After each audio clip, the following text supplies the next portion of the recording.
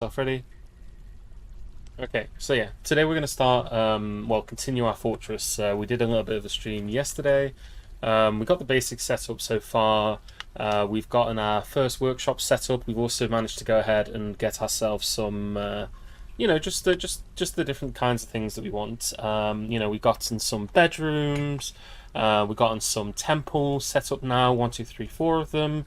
And we're going to continue building and see how it goes. You can see here we've already breached through the caverns, in fact.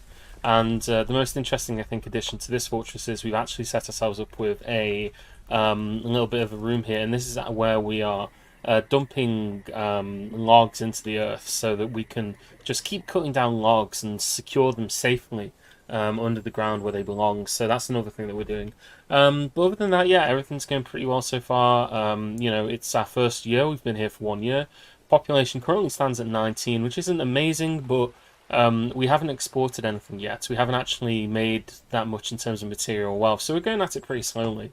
And we need to make sure that we're obviously, maintaining enough supplies of things like, cave wheat and whatever else have you, and making sure that we've got enough food and everything else that we need. What does the minecart do? I'll unpause. We'll give you a quick demonstration because actually I'm about to cut down some more trees. So what we do is we set one of these trees up here to be cut down. Let's cut down a bunch of these trees over here. And then one of our dwarves will come and do that real quick.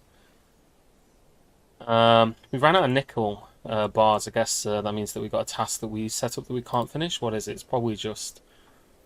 Did we really tell them to make 18 nickel chests? I don't remember needing 18. I think I might have typed that in wrong. I would have only need 4 nickel chests. It looks like we've probably made enough chests of nickel, so we'll cancel that. Ooh, accidentally opened some stuff I didn't want to. The deal with this fortress is basically just the last time I played Dwarf Fortress, I felt like I was making some really silly mistakes. And I've not actually played that much Dwarf Fortress. Like the only times I've played it have been when I've done it on stream. Recently, I haven't been playing it myself or anything like that.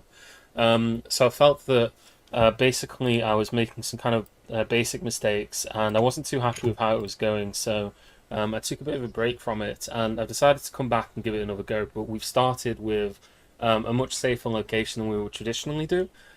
Just so that we can, kind of practice and do some of that stuff and kind of get to grips with it a little bit more.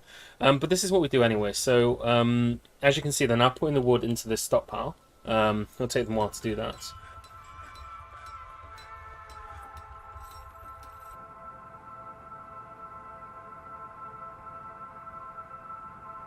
No, it's not a new mic. I think I just got maybe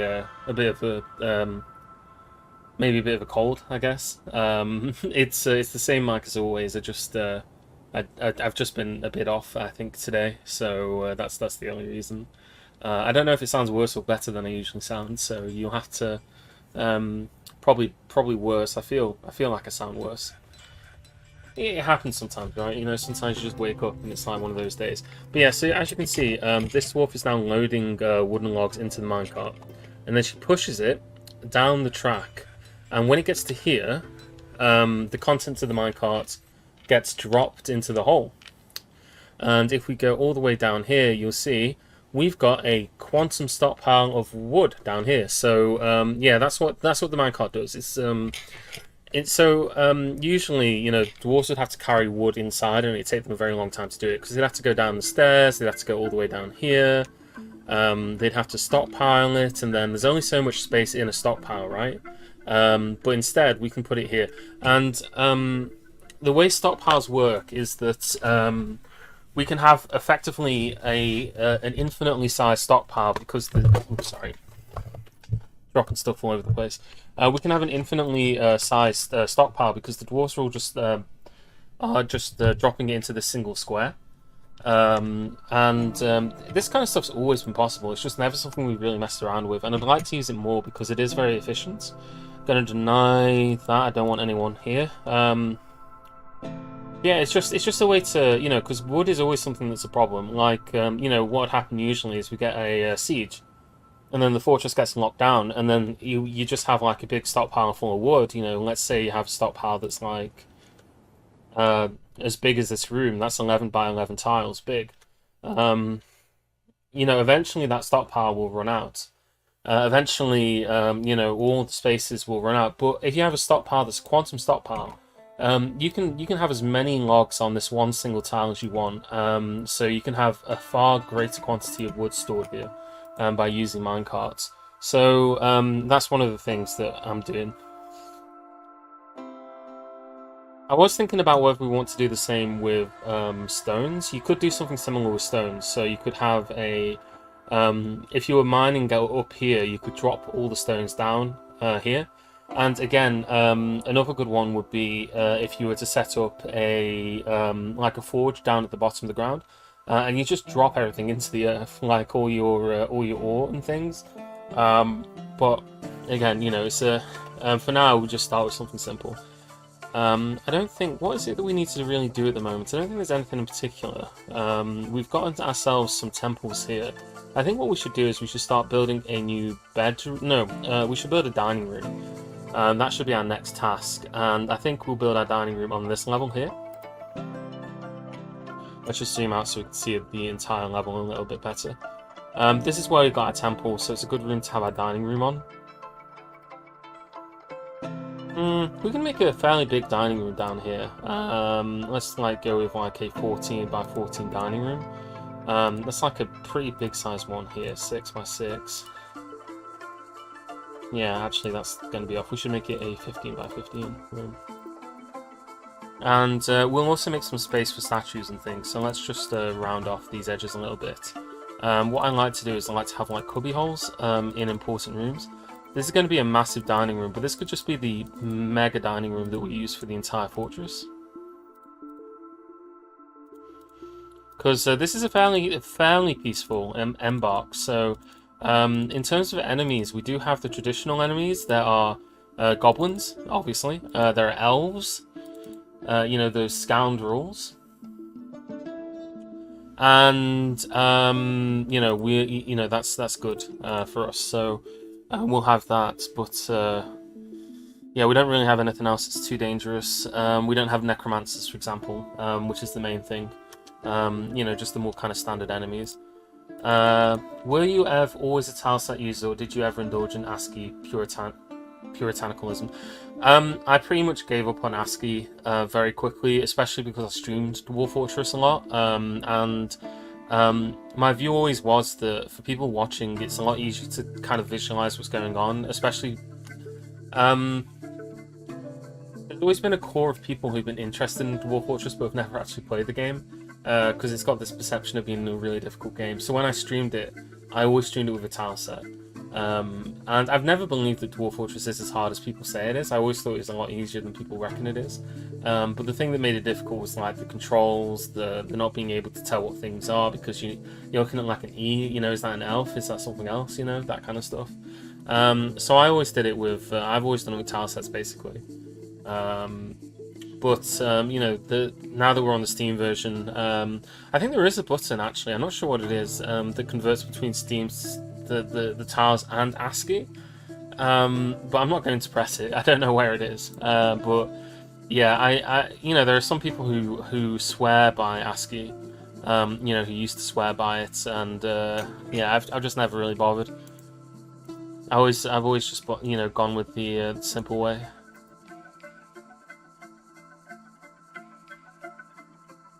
Yeah, I mean, I guess that's the other thing as well. You know, it's like trying to figure out what. Then again, the quickest way to figure out if something was dangerous in ASCII was to see what happened to your dwarves. You know, if like things started flying off them, that's usually a good way to tell. But I've always just found the game more readable with a tile set, and readability is important, especially when you stream. You know, kind of goes without saying, but.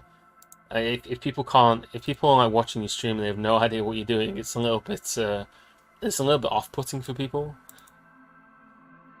And again, I think maybe people who watch my streams or watch any of my content probably feel that, you know, like, what the hell is this guy doing? Because I do make some silly mistakes. That's fine. You know, that's a different kind of confusion. Yeah, we dug out a ridiculously large room for our dining room. Like, this is going to be a mega dining room. I feel like what we should do is we should try and get some like some stuff in here made out of like fancy materials and things. This will be a good opportunity for us to train up some people to be Let's start a new work detail here. We could train up some people to be some specific metalsmithing jobs. I like having my metalsmithing done by the same dwarf so that they get better at it generally. I think it's under metal crafting. I believe metal crafting is the furniture making labor. I'm gonna have to just double check this though. Metal crafting Dwarf Fortress. It could also be blacksmithing, but I think blacksmithing is for things like tools and the like. Um, or is it the other way around? Okay, so metal crafter is crafting objects, not furniture. Yeah, it is the other way around actually. Okay, let's just put it on both. We'll have our blacksmiths be our metal crafters as well. Um, so it's good to have this kind of stuff done by like high skilled people. So if we just set this to blacksmithing, and that also encompasses metal crafting.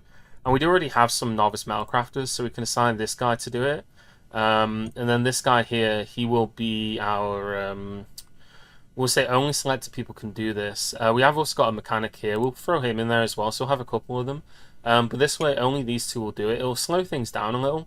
Also, our miners should be only on mining. I don't like it when my miners do other things. I also want my miners to be stone cutters as well. I feel like stone cutting isn't what I remember it as being. Stone cutting is smoothing rock, isn't it? Yes, it is. Okay, yeah. I want my miners to be the stone cutters as well. You can also be a stone cutter down here. And then same again for you. Here. And then that just means that, you know, we don't have... One big problem you'll find is like if we set all of this to be smooth, which we're going to want to do because it's going to be our dining room, you'll find that like loads of dwarves will run off to go do this and they won't be doing more important things. So we'll tell them that we want them to do that. I learned how to do a Eurostate trash catapult in this stream. Well, I'm glad you learned something of value. Anyway, yeah, so we'll tell them to smooth all this out, and this will just increase the value of this. The other thing I was going to do was I was going to check the stockpile here and see what stones we had. We could actually check the other screen for this instead of doing it this way. Kimberlite is not used for anything. Tetrahedrite is, I believe it's an ore of iron. No, tetrahedrite is an ore of silver and copper. That's the other one. We should start smelting our tetrahedrite. How much tetrahedrite do we have in the fortress? 35. So we could do that 35 times. So if we were to set an order on here, which was just smelt tetrahedrite ore, and then we just set this to 35, they should smelt all the tetrahedrite that we got in the fortress, and they'll smelt it into silver and copper bars, which is good because we can then use the silver to make us some fancy furniture, which we can then put into our dining room. And then that will allow us to, you know, just make everything nice and good in here. We have got our nickel chests, and you can see here that they're storing instruments in them. It doesn't really matter how many are in each one. Could probably do with a few more. I don't think it really matters though. We're getting all of these annoying petitions. I'm going to deny all of them. I tend to deny monster hunters. I find them irritating more than anything else. They don't tend to do anything that valuable. For some reason, there's a bunch of dwarves in here who shouldn't be. I wonder if I accidentally didn't... Yeah, you see, there's a bunch of dwarves in here. Only select to do this, that's right, yeah. This is what I mean. Like, these dwarves, I don't want them to be smoothing rock. It's a waste of their time. Miners can do it, because if I need the miners to go off and mine something, you know, but otherwise they often aren't doing much. And we've had a baby. We've got a baby in the fortress. The broker has given birth to a girl. Excellent. More mouths to feed. And it'll be about 12 years before they can do anything useful. Our food stocks are also dwindling a little bit. But we have got plenty of drinks, which is the main thing. Have we had any geese yet? Oh, have we actually... Just see what... Yeah, we have put doors on here. So what we're going to do is we're going to tell the dwarves that they're not allowed to go into here. So we forbid the doors on here. So we just lock up the geese. And just for those who don't know, the reason that we lock the geese up is because when when a goose claims a nest box and gives has eggs, what will happen is that a dwarf will basically immediately run in there and be like, "Oh, you've given birth. You've laid some eggs. I need you to. I'm going to move these eggs into the food stockpile." And the moment they do that, the eggs that they touch, they become they will no longer hatch. They basically the moment a dwarf touches them, and we actually want the geese to hatch because what I'd like to do is I'd like to start butchering geese in order to get some meat and also some leather for various different things. And in fact, we might have a look and see if there's any. How many animals have we got at the moment? We have actually gotten sheep. We should think about like trying to secure this area here, and I think that's going to be the next thing that we do. Have we still got a bunch of wooden logs? I think we probably do. Wall. So select material after placement. Let's see. Actually, what we'll do is we'll place it here. Yeah, we still have some wooden blocks. So let's start placing some wooden blocks down here. Well, up here. And we'll then see about constructing a... just like a perimeter, really. Just somewhere where we can wall off the inner part of this, and we can then keep all of our animals outside. But keep them relatively safe from anything that would decide that they're going to come in and cause us issues. Yeah, you've been linked up. You've been linked up, which is great. And you're also linked up. Okay, so that's fine. And then we'll also do the same again on this side. Now that we're about a year into this fortress, it's not inconceivable that we'll have a raid. We could very well have a raid this year. So getting some more defenses and things up would be really useful. Although this isn't really a proper defense, stuff will still be able to get inside quite easily, but we want to do that. And it looks like we've got some migrants arriving on the map as well. Let's put down these wooden blocks here. I just realised I made this too big. Construction, wall. Here, it should just be a 3-tile wide one. Doesn't really matter, I suppose. 3 versus 4. I'll just go with 3, because all my corridors are 3 in length and everything else, so we'll just put another one. So yeah, bridges. Bridges are the ultimate defensive tool in Dwarf Fortress, as everybody knows. And we'll put all that down there. Oh no, we attracted no new migrants this season, so yeah, I think that's because of our low value. We didn't trade anything this year, so we haven't really produced anything of value. And then that's obviously meant that we're not attracting anybody into the fortress, which is unfortunate. We do want to be attracting people. We could actually do with having some more people here, because our population is very, very small at the moment, and yeah, just it kind of goes without saying, but we could definitely do with having more people. Let's see, let's make this a little bit bigger so that the animals have got a little bit more room. They may as well use all this space. There's in here.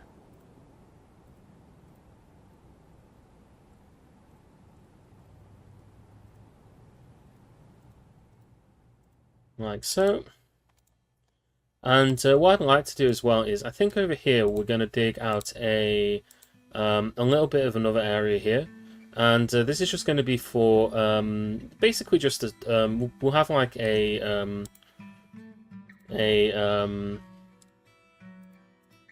of like a workshop up here. This will be the farmers. We'll have a farmer's workshop up here, and then over here we're going to just have a stockpile. And we're not going to link this up to the main area of our fortress because it's a bit dangerous. But we'll have that here. We don't want you here, even though you've got a funny name.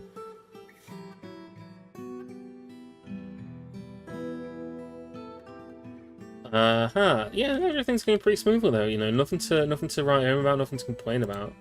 We're getting our silver bars now, getting plenty of copper. We can make ourselves a beautiful copper fortress over here. Let's just quickly tell our dwarves on our stone cutting that I don't want them to do this anymore. And then this way they'll come upstairs and they'll start mining out the areas that I've just told them to mine out over here. One of them's already come up, in fact. But we want them to mine this out. Now we just need them to place these remaining bits over here. So let's build a workshop. We go to farming, and it's a farmer's workshop, unsurprisingly. And this is just where they process, you know, farm animals. So shearing wool, for example, is something that they do here. And we'll just use, it doesn't really matter, does it? Let's just use bauxite. It's the closest stone. And we can then put a stockpile here. And in this stockpile, what I'm thinking is we will have ourselves not leather, not animals. I guess it's under finished goods, is it? Cloth, thread, plant thread. No, not all of this. Just plant thread, yarn. Well, actually, not plant thread. No, yarn. We could also put cloth yarn there as well if we ever end up getting any. And then food. Not cheese, but not prepared meals. Where is it?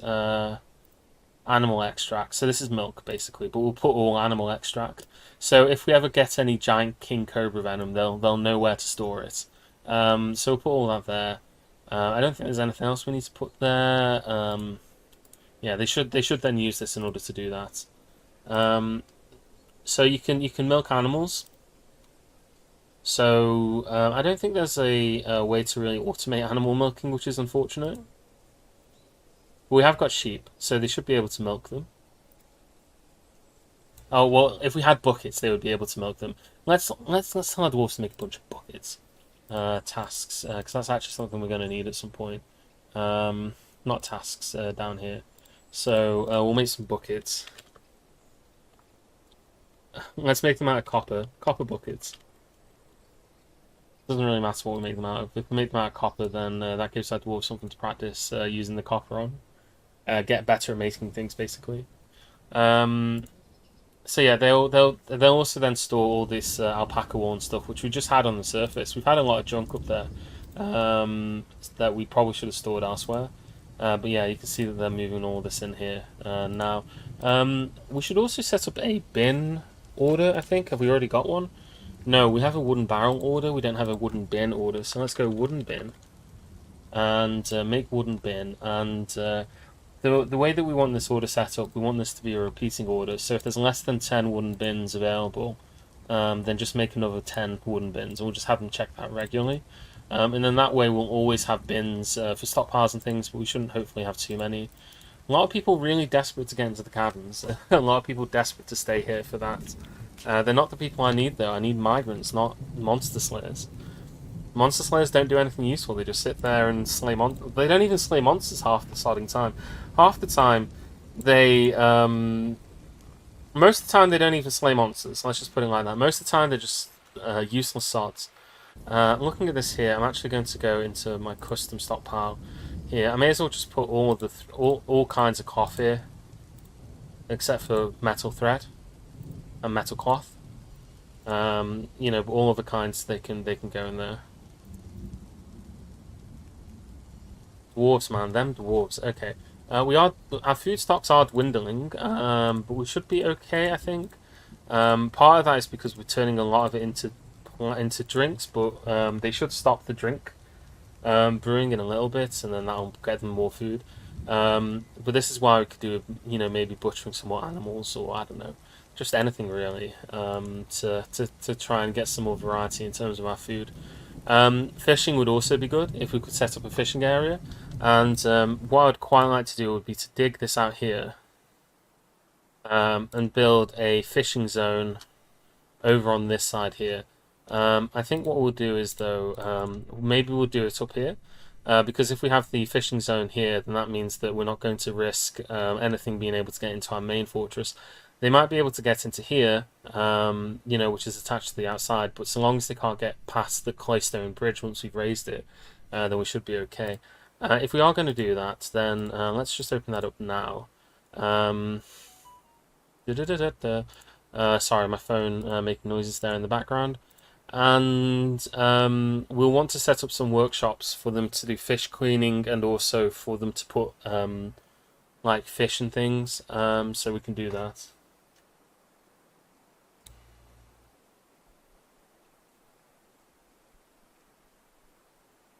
I think if we just kind of like mirror this over here, it doesn't have to be massive. And then we can have probably want a couple of fish cleaners workshops.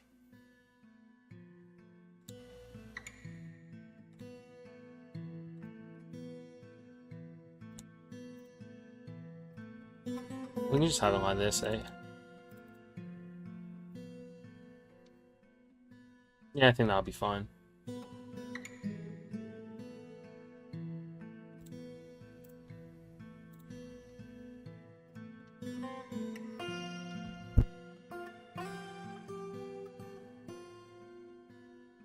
Alright, and last thing we want to do, and this is really important, although we've got plenty of time to do it, but let's just get it out of the way now. We're going to put a couple of wooden blocks down here. And then we're going to tell our dwarves, well, once they've done that, let's just tell them to mine this out here, this one rock there.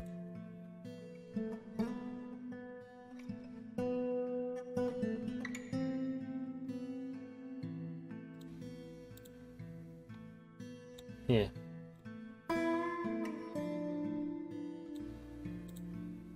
And then what we can do here is we can set up a wall. Well, the floor here.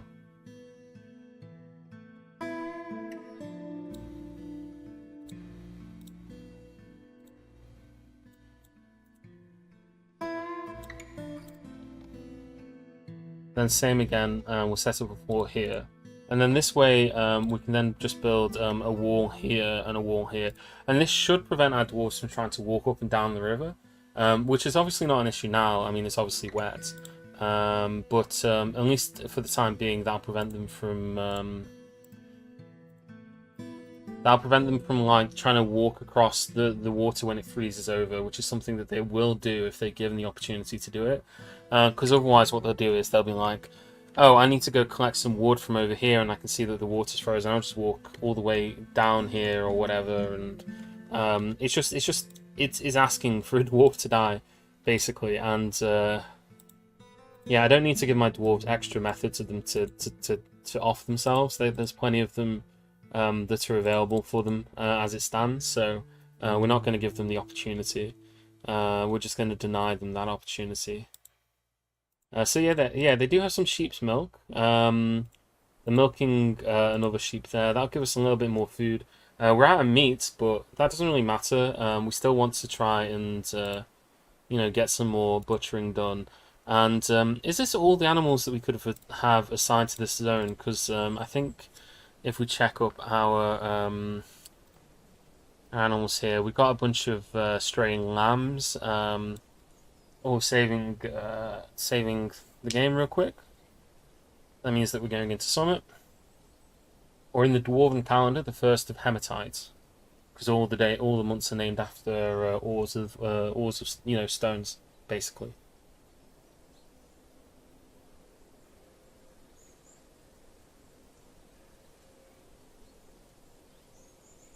Also, we need to keep an eye out for rampaging werebeasts. That's going to be another big one that we need to worry about. But we got a bunch of dogs. We could put the dogs to good use as guard dogs. They don't really guard anything, but they can certainly alert us if something nasty is on the screen.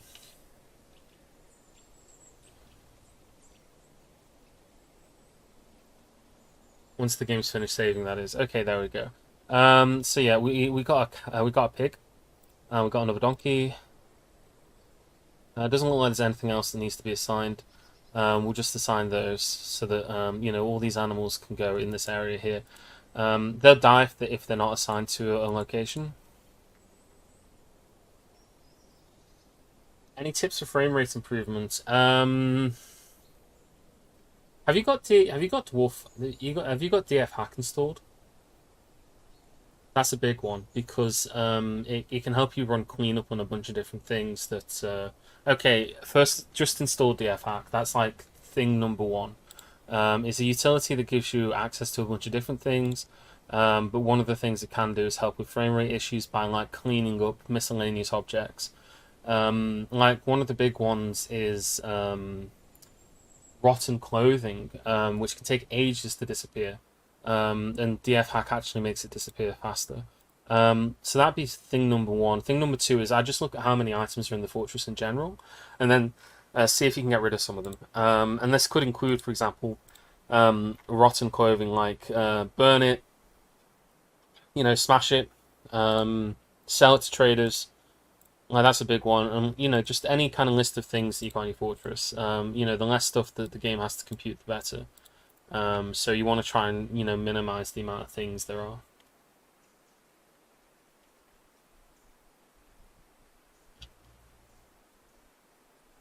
Like that goes a big way to help. I would definitely do that.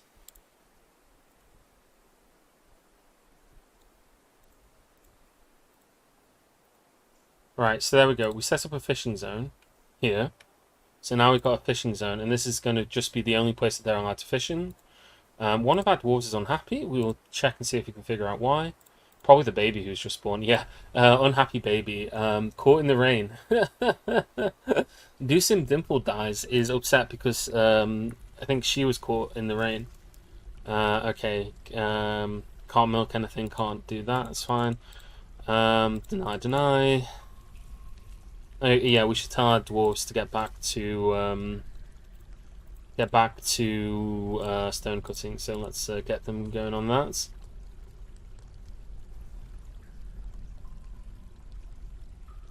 So yeah, we want them to shear animals and put that on repeat as well. And then once they've sheared animals, we want them to spin the thread into things. So over here, we're going to have another stockpile, which is just going to be for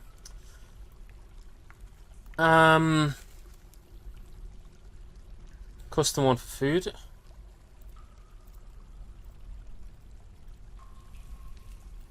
And it's just going to be an unprepared fish stockpile. Actually, there's no point making it an unprepared fish stockpile. We should actually just make it a prepared fish stockpile. No, we should have the unprepared fish stockpile inside the fortress somewhere, somewhere that's a bit safer for it to be. So that if there is anything dangerous in here, then that's fine. And yeah, we got a bunch of ram's wool. Yeah, we got a bunch of wool, which is nice. So we'll tell them to spin all of that wool into thread. We'll just have to do this manually. I don't think there's a good way to automate the farm's workshop, so we have to check it about once, probably once a season.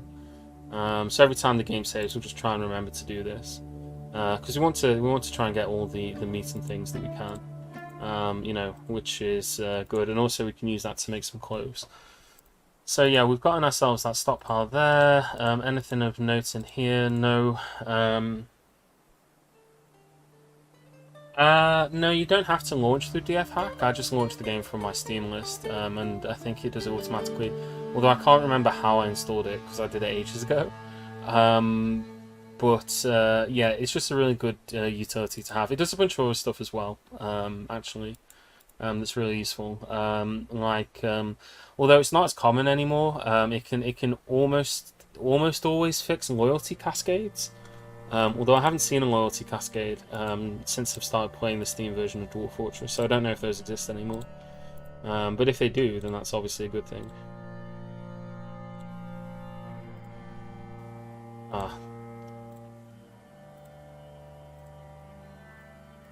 Put some doors on this, because this is a fish stockpile and it will rot if we don't.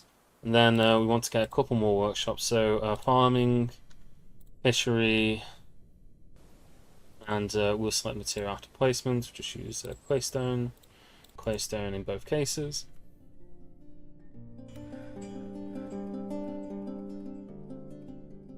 Haven't done a loyalty cascade. The wear bar and I got wandered into a trap. That's good. I mean, it was such an annoying issue to have to deal with. So, like, I thankfully was able to avoid it almost always. Also, no migrants again. We are not doing good in terms of producing stuff. I think we are a very low value fortress. Clothing is something that produces a lot of value, so maybe if we can get a bunch of clothing on the go, then that'll help us with that. So yeah, we've gotten this up here. So what we're going to do is we'll go to our tasks now, And at the start of the game, I told my dwarves that nobody was allowed to be a fisher dwarf.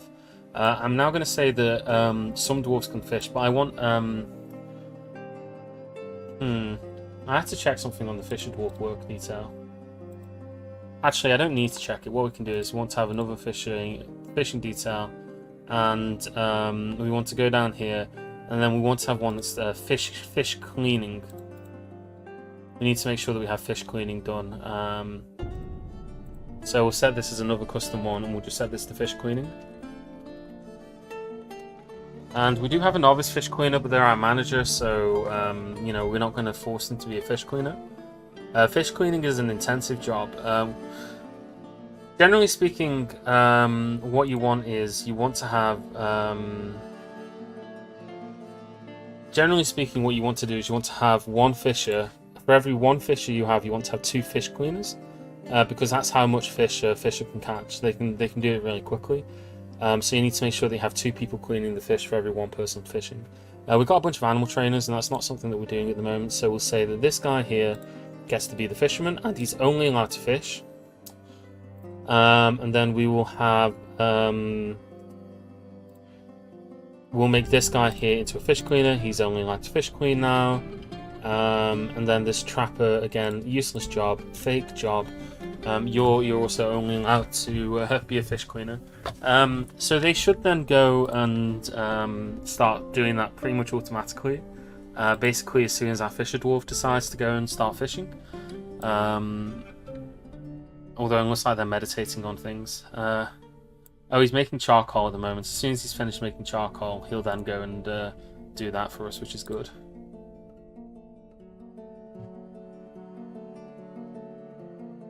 I think no migrants is normal. Yeah, I think it is pretty normal on Steam version. I think that's about right. I think you have to really get your value up before you can start getting loads of people. Maybe our outpost is going. Maybe our home fortress is going badly. That could also be another one. We don't know. It's fine either way. Like we're surviving, we're thriving. You know, we're doing all that good stuff. Although I think one thing we need to do is we need to get ourselves a new lever. I keep forgetting that I set up. I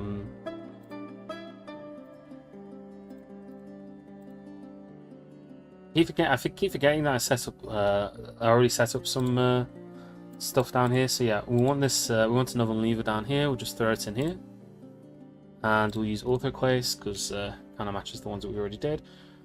We're also going to need more beds. I think we already have a task set up for beds, so we should have a bunch just lying around. So let's just place a bunch of beds in here.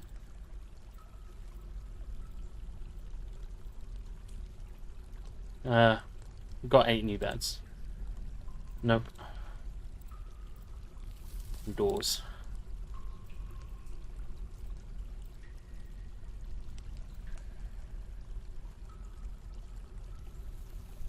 Okay, and then we'll assign these as bedrooms as well, so that our dwarves can oh, we got one there that needs one as well. So that if we do get some new migrants in, we'll already have some bedrooms set up for them. Oh, we ran out of doors as well. Okay, we're making cedar doors and well, beds are beds, but in this case we're making them out of willow. So let's just say doors. I want to make some copper doors, and I want to make some cedar doors. Door. Wood, well, wooden door. Door, wood, and then I like to use the same. We don't have much of that left though. We're gonna have to cut more of those trees down. And then beds. You know, it really doesn't matter what we make beds out of. What we should do is we should set up a permanent bed task. So yeah, we'll just go back into here. Make beds, and then if the amount of beds available is less than 10, then make more beds, and then that way we just always got at least 10 beds in the fortress that are available. But we won't bother automating door production, even though we want to have lots of doors.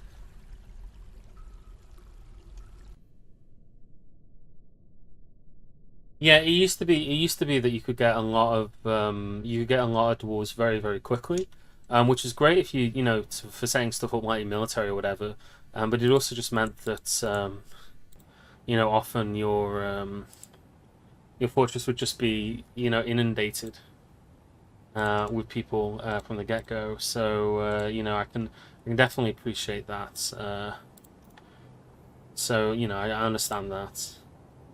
They're still spinning thread. It takes them a very long time to spin this yarn. That's fine, I guess. We're getting loads of thread. We're getting loads of sheep wool yarn.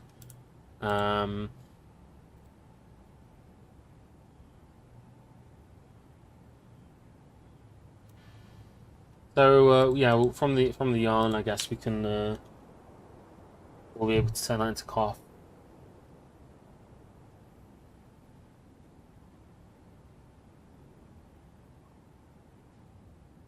Although if we have a loom, I think they do it automatically. We don't need to have like a spin thread task done, but that's fine.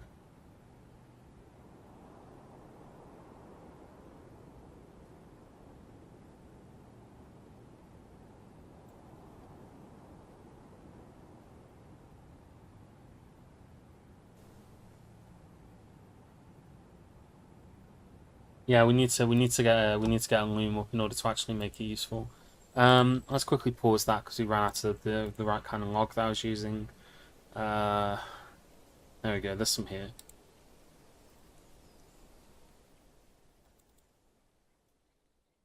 Let's just cut down even more trees. Look how few trees remain outside of our fortress after we decimated them. The elves are not going to be happy, I tell you what. I'm surprised the animals haven't attacked yet either. Although we haven't got it set to hard difficulty, so that might be a reason for it. Okay, so in other news, the this beautiful area here is now fully smoothed. So we got that done. We can now start putting some doors and such in here. So we should already have a couple of copper doors. And then let's see, how many bars have we got in total?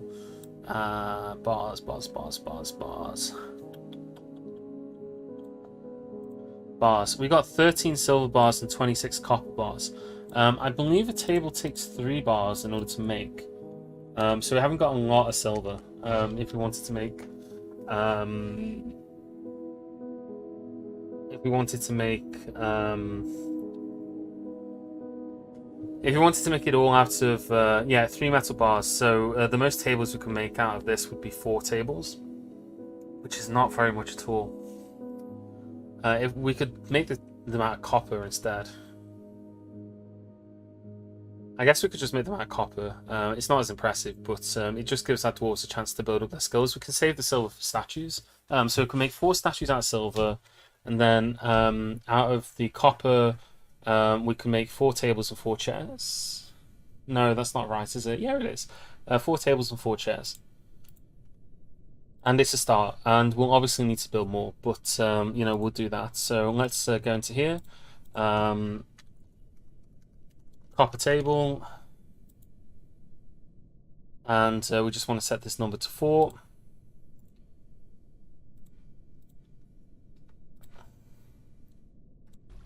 I'm pressing all the wrong buttons today. Yeah, there we go. So 4 silver statues. 4. They're going to be really awful statues, but that's fine. Everybody's got to start somewhere. And then copper thrones, and again we'll just set that to 4, and we'll just have those as one-off orders just to start getting some stuff that we can put into this massive dining room.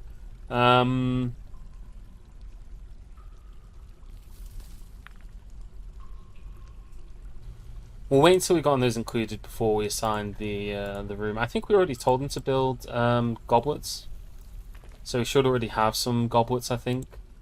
Yeah, our food stocks are not looking great.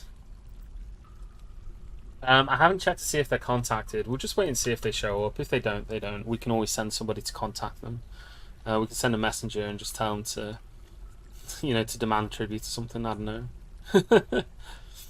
Give us tribute. No, they're not. They're having trouble with the log situation. I guess my woodcutter's being lazy.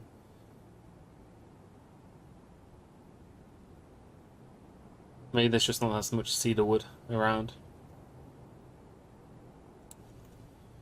Yeah, you're still spinning thread. So yeah, our fisher dwarf has now started to do that. There should be a labor, isn't there? To standing orders, automatically clean fish. So these two should already be tasked with fish cleaning because there is fish available for them to clean. So yeah, there we go. Prepare raw fish. So one of our fish cleaners will show up and start cleaning those. And not only do we get some mussels, we get some shells out of that as well. There's a lamprey there that they've caught.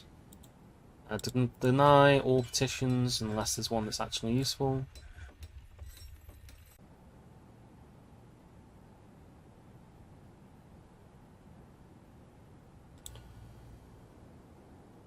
Deny. I usually start contact with the local elf civ via raid for unicorns. I mean, that is one method. That's certainly one method. I think for now, we don't want to start any fights with anyone. This woman's got 4 lovers. Good grief. Really getting out and about. For some reason, unless he cleaned the fish and then immediately ate it. I'm surprised that there's no. Yeah.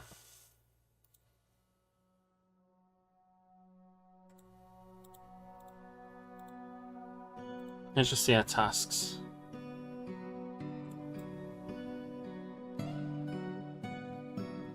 No one's assigned to it yet. We did tell some people that that was their only lot in life was fish cleaning, so there should be. Oh, he's meditating. They're both being useless sods. Meditate on fortresses. Well, why don't you meditate on having food? How about that? Meditate on not starving to death.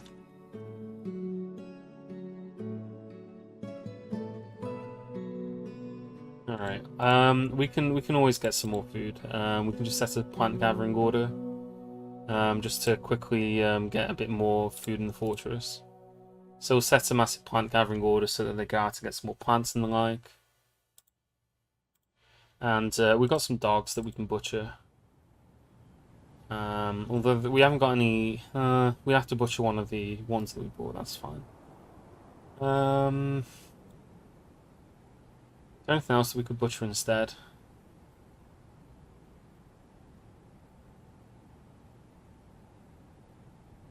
We could butcher the pig. So if we get a breeding pair of pigs, that'd be excellent. Yeah, let's just butcher one of the dogs. We'll butcher this one. Get some delicious dog leather in the fortress so they can start eating dog. Parrot Founderson. With Dwarf Fortress, usually we tend to name the dwarves after chatters, because one of the rules that we have in Dwarf Fortress is that if a dwarf dies, they can't be replaced. They can't be. Yeah, I'll name it after you, because if we name them after chatters, but then if that chatter dies in the fortress, they're dead. You know, because the dwarves die a lot. Although I don't know what. We can name our manager. We'll name our manager after you. That's an important job. Also, one that's not likely to die. It's not a dangerous one. We don't have any super dangerous jobs at the moment. I think the most dangerous job we got at the moment is probably being a fisher dwarf. Everybody knows that being a fisher dwarf is dangerous, because that means you have to go outside in order to fish.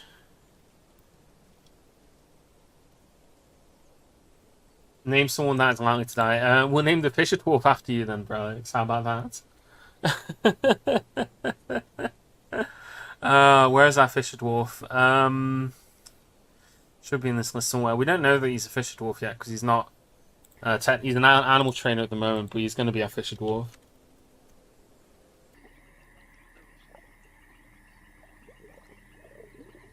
The most dangerous job is being a dwarven child. No. That is an inaccurate statement, because being a child is not a job. Doesn't produce anything.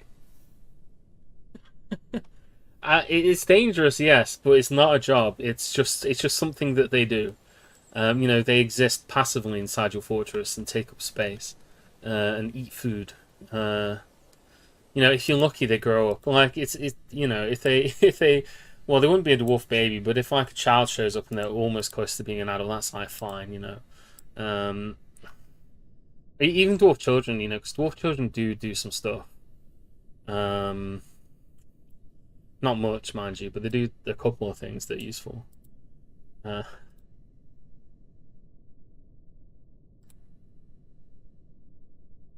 we'll do it this way.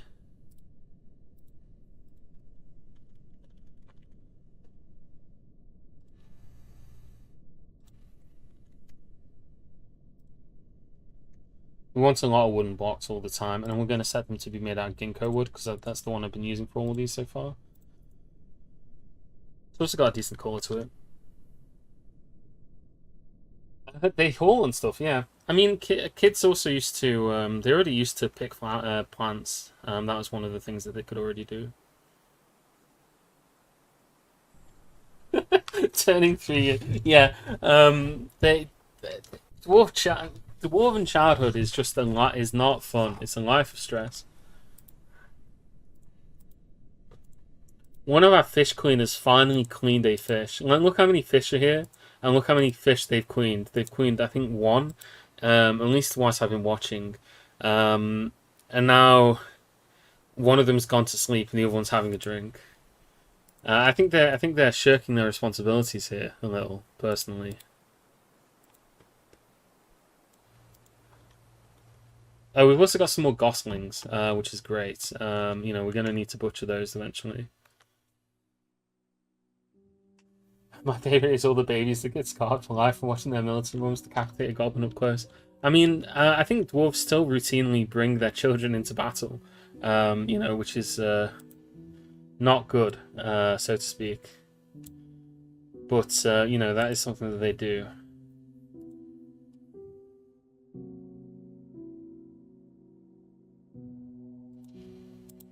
Right, so we managed to finish spinning all that thread. Why don't we dig down a little bit down here, and then we'll build a...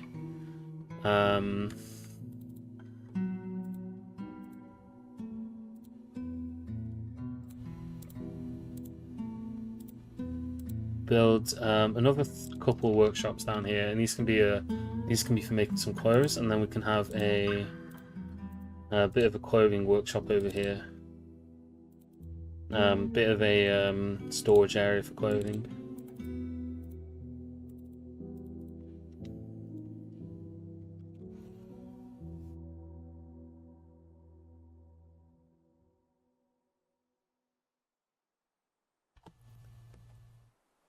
Alright. The classic days of a dwarf bringing their child into battle and then having their child die. Just not as common as it used to be anymore. The world's getting soft, right? Everyone's getting soft. And that includes the dwarves.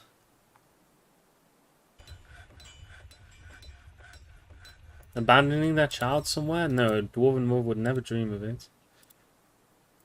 You gain valuable experience in battle. Yeah, so we'll put this as a clothing workshop up here. Specifically, that is under finished goods, I believe. And then you have to go in here and then select all the different things. So you have to select all the different kinds of clothing that you want. So yeah, we want them to put all these in here. Flasks. Is it not armor? Handwear, footwear, headwear, chestwear, is it? What's this one down here? It's like blocked by... That's toys.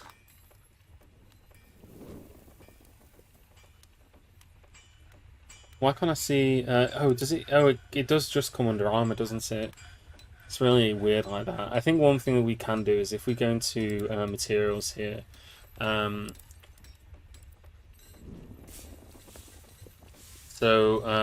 yeah, we just want footwear, handwear, headwear, and armor. Oh, thanks for the subscription, Cat.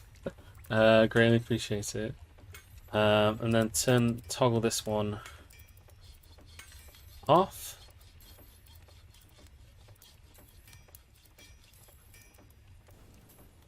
We'll just put other on. I mean, I don't know that they can make crystal glass clothing, but maybe they can. But yeah, so this should also mean that they only put clothing here made out of silk, yarn, etc.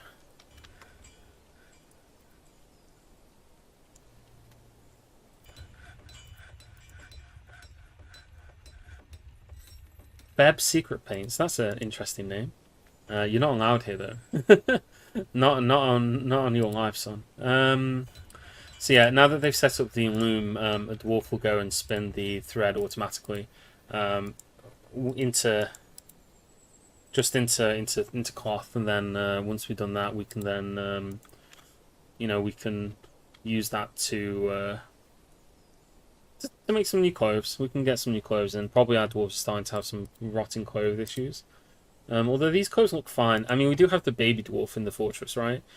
So we should probably make at least a handful of outfits and things. So let's set up a clothing order. We'll just make some gloves out of cloth. Some shoes out of cloth.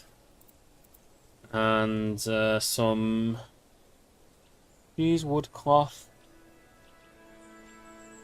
Some, I think, is it dress? Yeah, we can make some cloth dresses because those cover both the body and the legs. So yeah, we'll just go with that. And we could also make some cloth caps. It's probably more. We probably don't have that much cloth in the entire fortress actually. So. Let's say that we want to make 5 of each.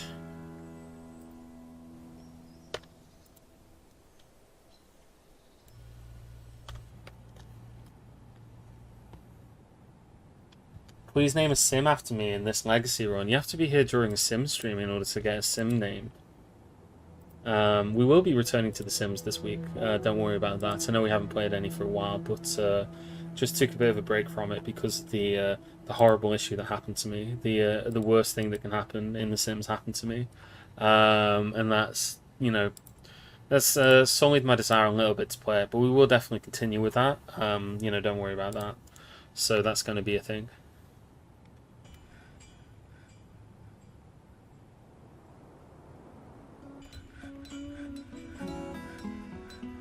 Near enough cloth/wool production to keep everyone clothed. You probably want to start setting up some farms then, if you haven't already got farms for that, because obviously you can use pigtails. Although I imagine you've probably already done that, in which case, yeah, just kind of sucks, unfortunately. Yeah, it's late summer, and for some reason we have not planted any cave wheat. Which makes me think that we have got cave wheat, but they're not brewing it because they're brewing all these other things. So let's tell them that they need to brew cave wheat.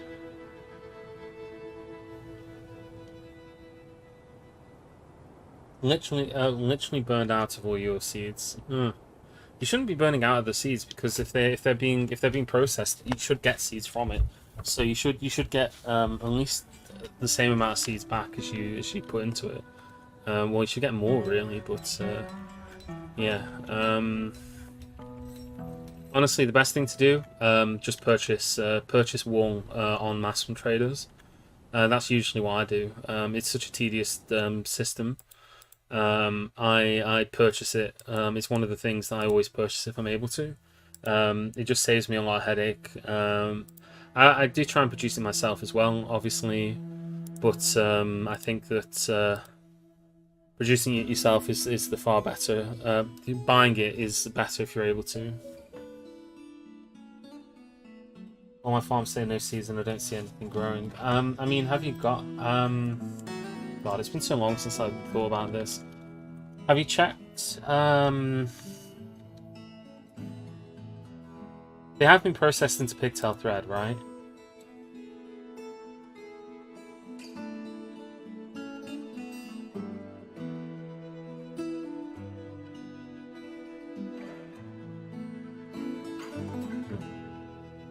I'm not sure, honestly. I mean, that's something that happens automatically, I think. I think the process plants order is an automatic order.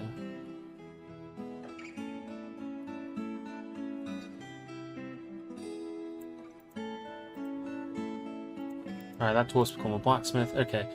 So what I want to do here is I want to set my dwarves to go and engrave all of this stone.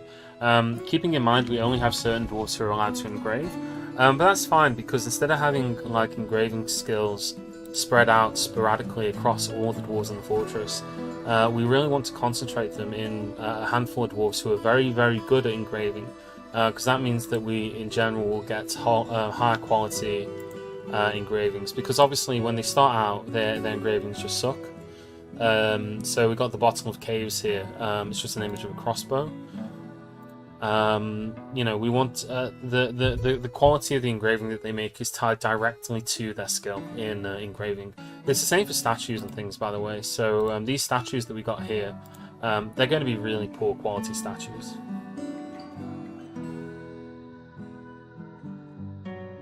I probably do, Kel, to be honest. I probably do.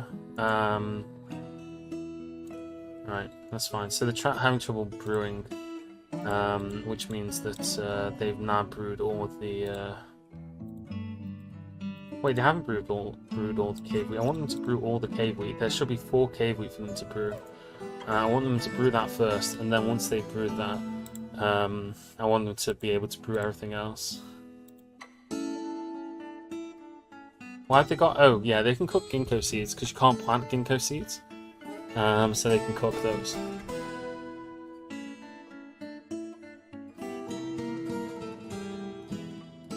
Also got some rope reed seeds. We should start an outdoor farm. We should start growing carrots outside. We could do that. We could build an outdoor farm.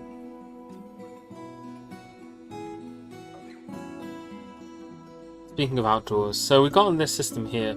We want to make it so that this area on the interior here is not at risk of being invaded by anyone. We don't want anyone to be able to climb over the wall that we've built, so we're going to have to build some more walls. We're going to need to do quite a high wall as well, because there's this mountain that we built into the side of, which is why we need all these blocks. So what we're going to do first is we're going to build a... we're going to build this around here. That's going to be step 1. Actually, we don't... Yeah, we do need to build that there, actually. We are going to need to build that. God, it takes ages to build anything like this in Dwarf Fortress. It's one of those things.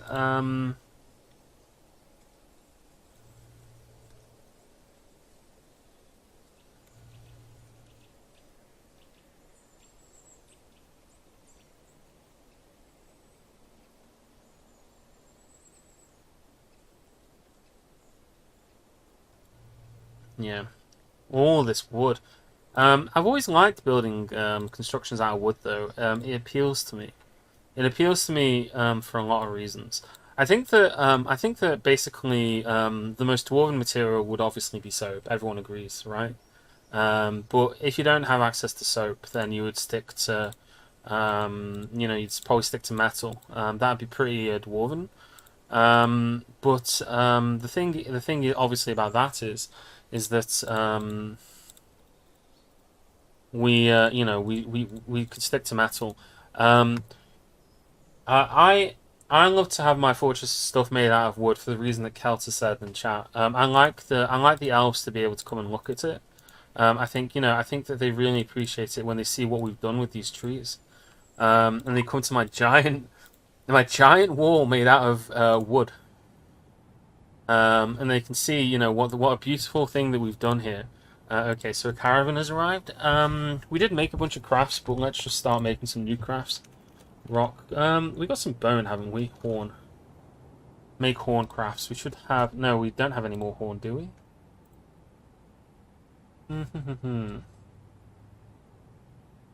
Totems. We have the yak skull totem. We can make it at least one totem because we've got a dog skull somewhere. Sell them dog bone stuff. I mean, bone items are worth basically nothing.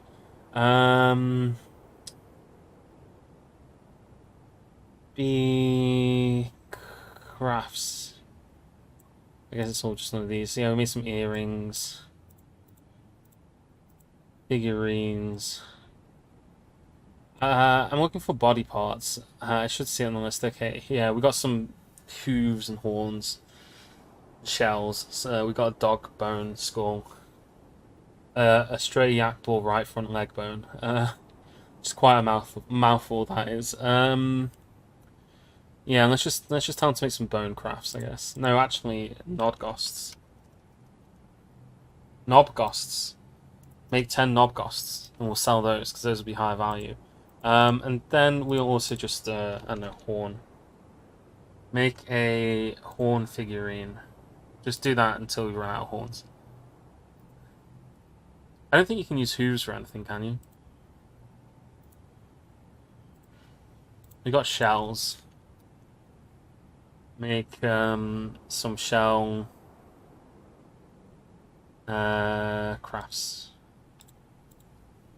Hoof. No, you can't. I think hooves count as horns. Yeah, because the caravan has arrived, so we want to start. I mean, the caravan's all the way over here. We need to put that somewhere more secure. We've also now got a grown-up ram. Diplomacy. The liaison's here. I'm not going to ask them for anything in particular. So next year they're gonna want meat. That's not really something I can provide them, unfortunately. But we will start moving some goods over here to trade. So in terms of what we got to trade, we have got some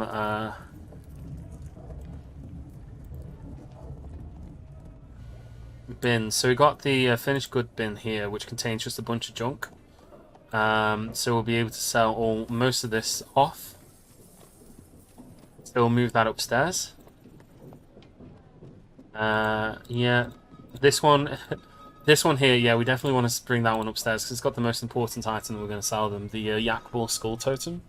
I don't think there's anything else that we've got particularly to sell. We just haven't produced anything of real value yet. We do have some. I believe we have some like. Did I not tell them to make some nickel goblets? Or do dwarves just take the goblets with them? Where are the goblets? Oh, they're all in here, yeah. Ideally, I don't want them to don't want to sell the goblets to them, but we'll sell a bunch of junk to them, and we'll just tell them to start making more crafts as well. We'll just set up a new work order, which will then be rock crafts, and just put that in there, just 10 of whatever. It doesn't really matter what they make, just as long as they make it, because we need to buy some junk off them. And speaking of junk, let's see how oh, this is taking them forever, because they're really bad at detailing as well, so that's the other reason it takes them so long. So you can see here, like, the images that they're making to start with are really, really boring. So here's an image of rose-cut gems, radiant gems.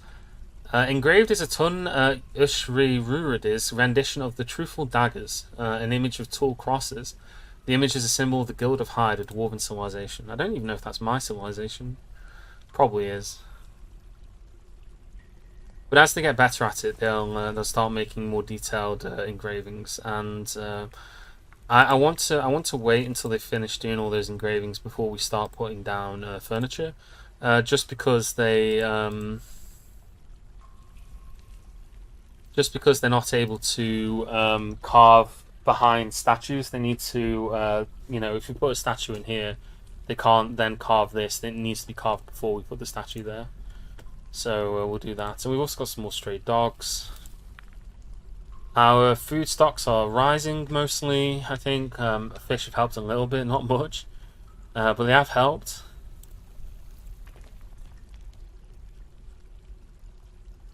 Actually, no, that's not true, Galka. That is not true at all. Wolves are immune to wolves are immune to dragons. It doesn't matter what they're made out of. And you can make a fortress out of soap, and it will be impervious to dragons. Nope. Nope. Constructs, anything constructed by dwarves, like a construct, so like a wall, a floor, just immune. You can make it out of ice, and it won't melt. The only kind of ice wall that can melt in Dwarf Fortress is an ice wall that is naturally occurring. If a dwarf makes an ice wall, then it is it's immune to all everything, basically. So yeah, it's a weird one. If it's a naturally occurring wall, all bets are off.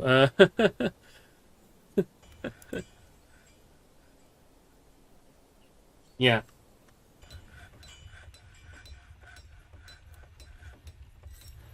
that only applies to that only applies to they're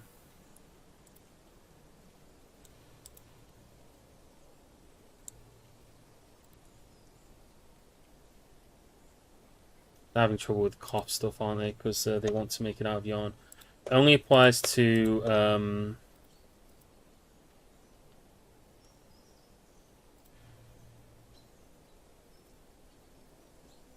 God, what was I going to say? That only applies to constructed walls. Doesn't apply to things like workshops, etc.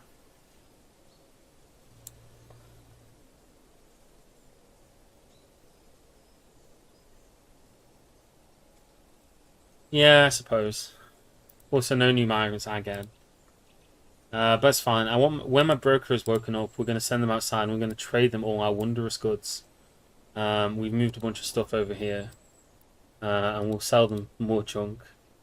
Uh, we'll sell them more wondrous things. We got some rough gems, some Agabro ring, hatch cover maybe. Yeah, I'll sell them the hatch cover because I accidentally made it. I don't actually need it. Here's some yak hoof figurines of Adil Diamond Tin. Probably somebody really important in dwarven culture. Just move all this junk up here, doesn't really matter what it is. We can sell them some copper buckets, I suppose.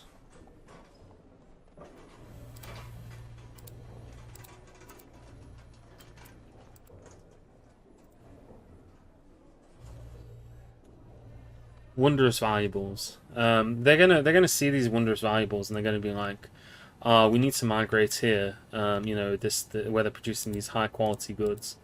Like muscle shell amulets and things.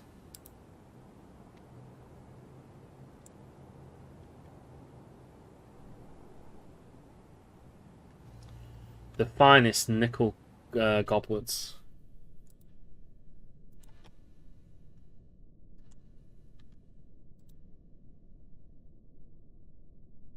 The finest knobgosts.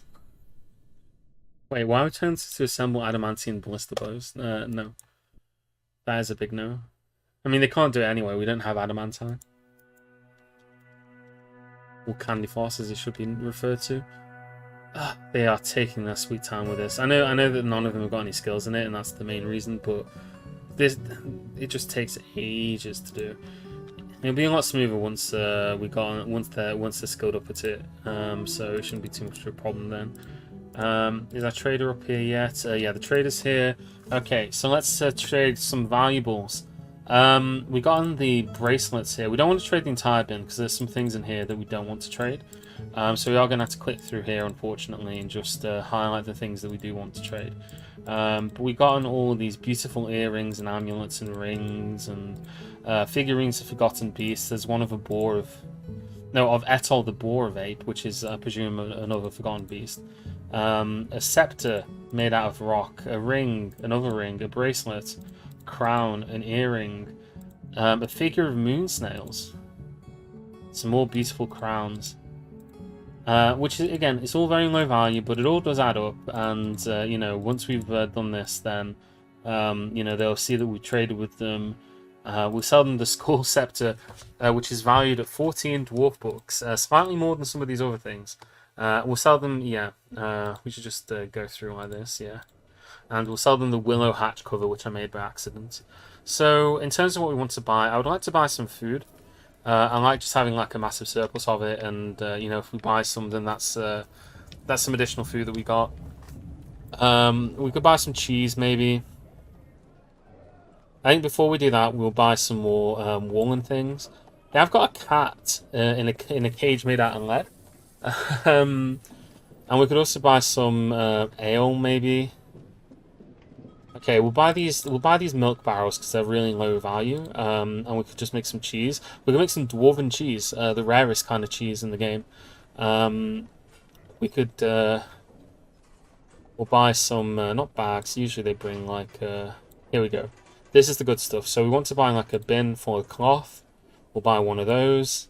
We'll buy some random food items: donkey spleen, slug eye, dingo liver, cave swallow brain. We'll buy some. We won't buy any lobsters because that's something that we can make ourselves. We'll buy some. Don't really see anything else in particular that we want. Yeah, I said buy some cheese. We want to make sure that we give them a good deal. Actually, we'll just buy this. I think that'll be good enough. We'll give them a healthy profit. So we will trade that. Which will make them happy with us. So we traded them a bunch of junk we didn't want. I think I accidentally just traded them all my nickel. No, I don't think I did I? Nickel goblets. Yeah, we didn't trade any of our precious goblets.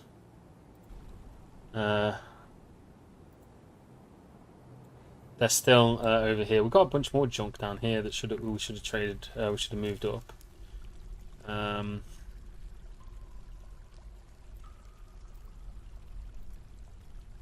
That's fine. Yeah, we got ourselves a little bit of a trade going. We might have another opportunity to do another trade, but just having a few more meat and stuff is good. He might accidentally make one of our dwarves happy. It might turn out that there's a dwarf who loves to eat cave swallow brain.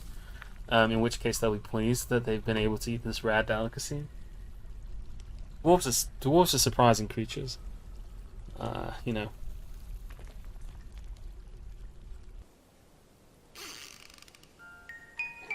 And a miner has given birth to a child whilst they were busy detailing the floor, so that's great. Let's just do this. Milk. Shear animal. Repeat that. We've got some sheep wool dresses here.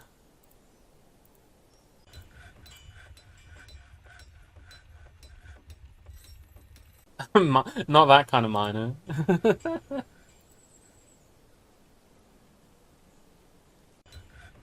I changed out my bookkeeper and lost my wealth accuracy and it's never returned. Any idea why? So if you go to your noble screen, you need to make sure that the count is on the highest precision here. So you want it all the way on 5. Not sure then. It might just be because he hasn't done the job. He has to go, in order for him to bookkeep, he has to go and sit down at a table every so often. So I'd make sure that he's gotten a desk assigned to him, an office. That'd be the other thing. I don't know. Otherwise, it just sounds like a weird bug to me. Yeah, no, that I don't know then. It sounds like a bug. Alright, the merchants are leaving. We're still only on 21. Well, we're on 21 dwarves. We were on 19 before. So we are improving, but it's taken us a long time to get anything done. Because we've got so few dwarves in our fortress. I think we should free one of our dwarves from... Our fisher dwarf isn't very good at fishing yet, so we should free one of our dwarves from fish cleaning duties. So tell this dwarf here, he's a little bit unhappy that he no longer has to fish clean. We'll have him assigned to do it, so he may do it occasionally. But it will give him an opportunity to do some other stuff as well.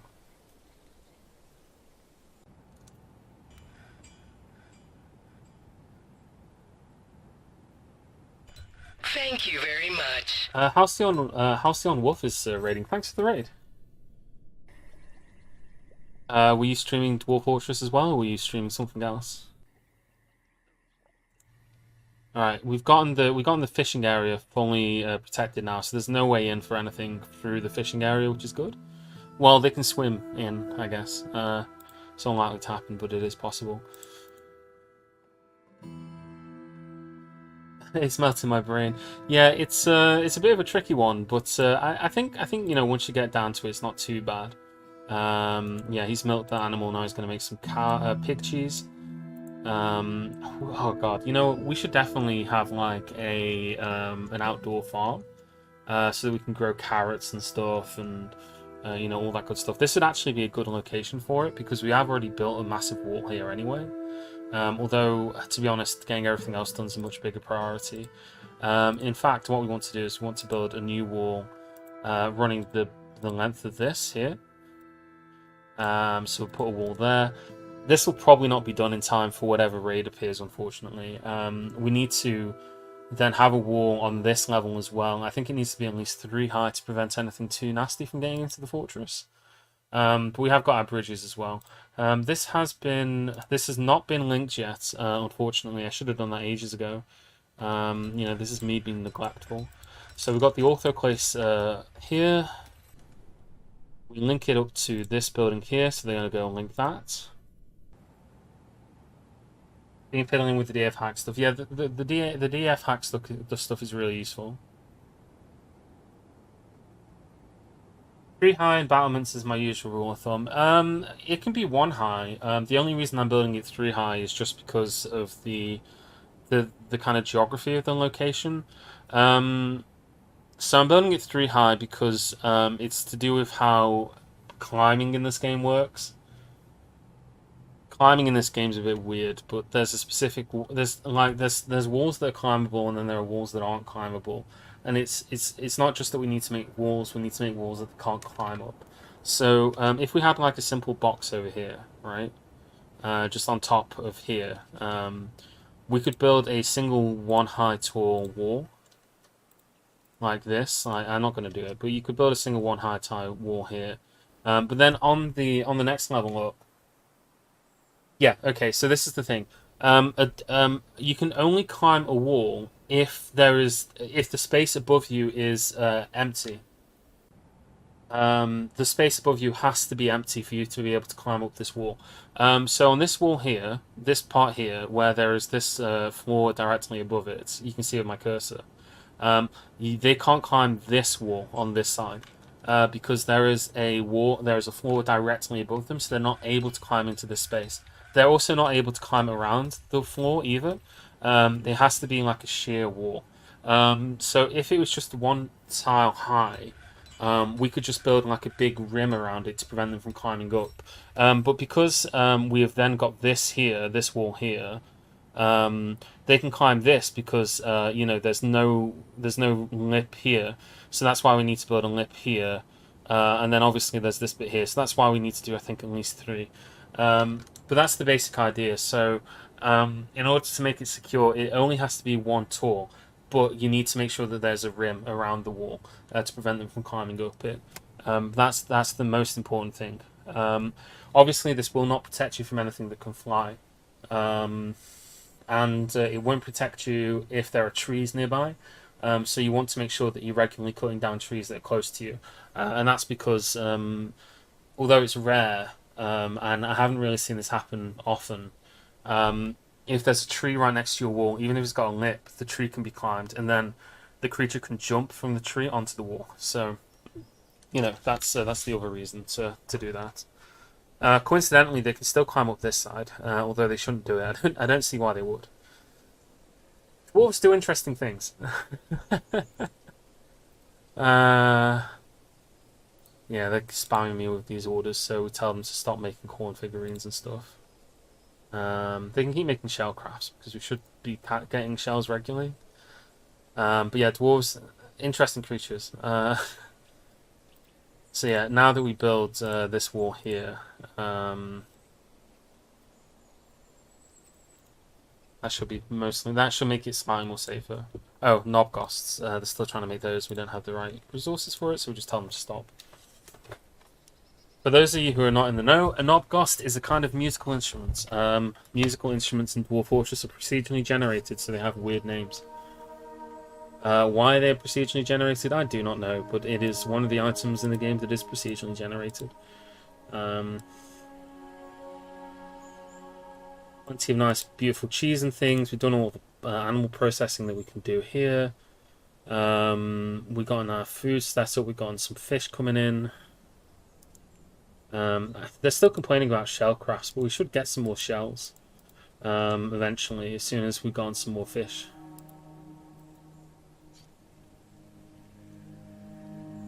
Yeah, he decided to do it, and that's fair enough. I know he wants to make more procedurally generated stuff as well, so likely in the future there'll be more items that are procedurally generated.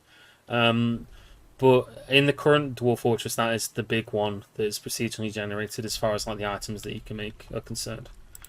Our first silver statue has been placed. Let's see what it is. This is a finely crafted silver statue of Tobal Scaly Boulder. It's a finely designed image of Tobal Scaly Boulder, the dwarf, and dwarves in silver by Cogsack Solon Rao. He is surrounded by dwarves. The artwork relates to the acceptance of the dwarf Tobal Scaly Boulder as a member of the romantic group in the midsummer of 106. There you go. Yeah. Congrats to him, I guess, for being able to join the most illustrious order known as the Romantic Ruth. I don't know if it's an order, I don't know what it is. Maybe it's a band of criminals.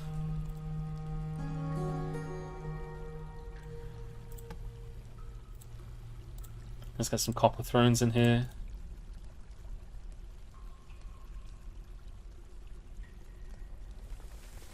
Books kind of are. I mean, the kind of books that your dwarf can write depend on your civilization. What the kind of books that dwarf can write depends on the technology level of your civilization. It's about the only thing that that technology actually impacts in this game.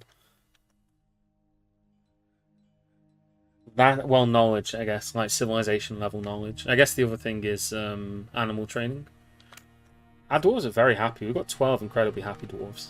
One very upset baby. These dwarves have known no strife.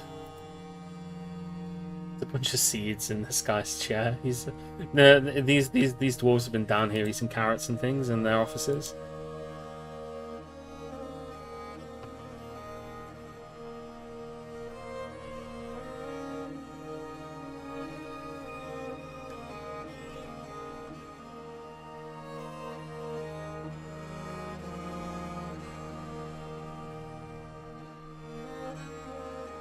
This is going to be such a massive dining room, but when it's complete, it'll be a very, very impressive dining room, a legendary dining room. But for now, it hasn't even got a single table or chair in.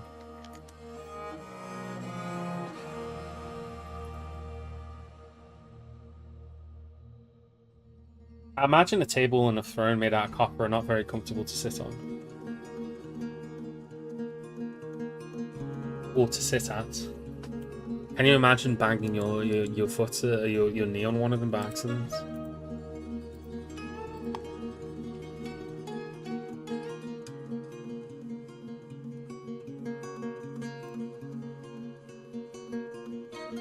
Okay, so our civilization is called the Romantic Roofs. You can see here that we got an image of a dwarf founding Sealwasps, which is our civilization. Doesn't look like we've got any particularly detailed walls yet. Any high value engravings. Alright, we do now have enough that we could designate this as a dining room. So let's set this as a dining hall.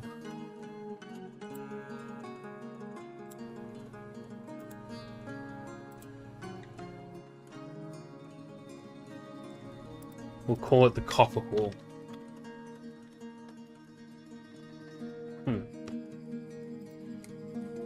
So this guy's going to come down here and eat his pig cheese.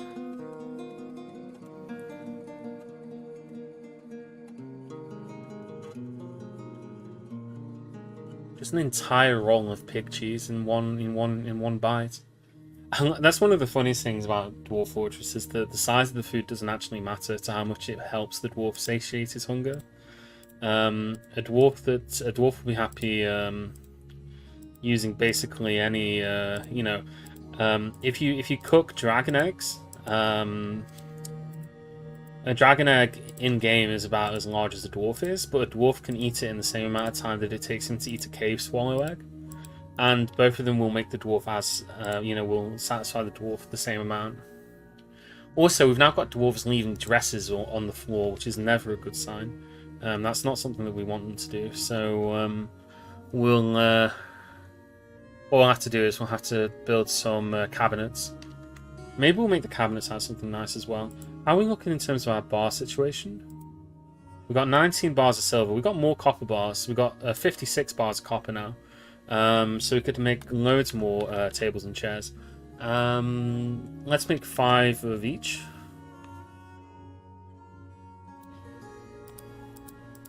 So make 5 more copper tables.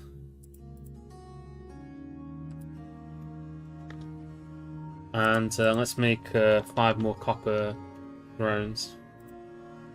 And then they'll have more places to sit down. And then lastly, let's go with some more silver statues. We'll make 5 more of those.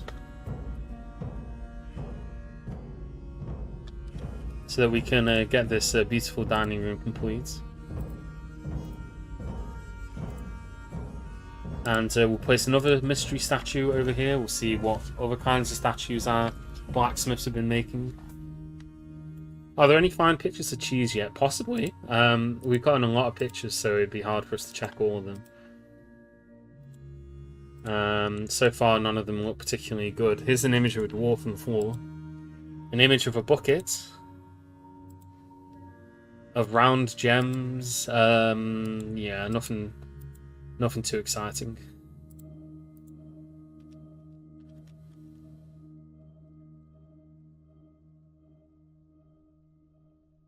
I feel like that baby dwarf, is it still the same dwarf?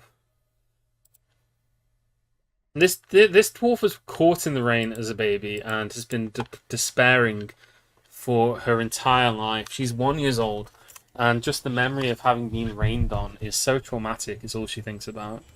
I mean, and I understand that it's difficult, you know, getting wet, but still, you'd think that that'd be enough for the. God, sorry, hold on. Yeah, there we go. You'd think that they'd be able to get over that after a certain point, right?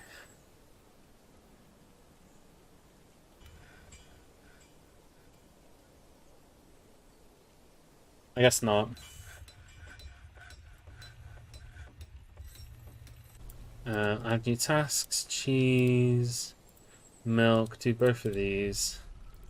Shear animal, spin thread. Till all that's done. There's still let's just get rid of it. It's only got 2 more. We will get some more shells eventually. Well, actually, we're not going to get shells for ages because the river's frozen. Okay, do that. Get rid of that. Okay, so we'll free our fisher dwarf from fishing duty because it's frozen over anyway. We may as well just have them doing regular junk. What we could do, it'd be a little bit dangerous, but it's still early winter. What we could do is we could have a dwarf carve a staircase down in the ice here.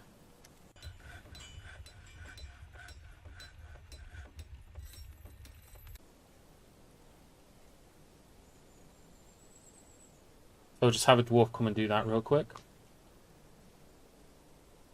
Oh, our dwarves are all engraving, aren't they? All of our miners are engraving.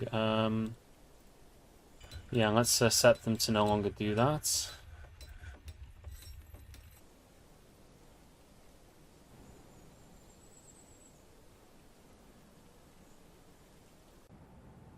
So just have a dwarf come and just mine a staircase down here. Yeah. So now we've gotten this here. So what we can do here.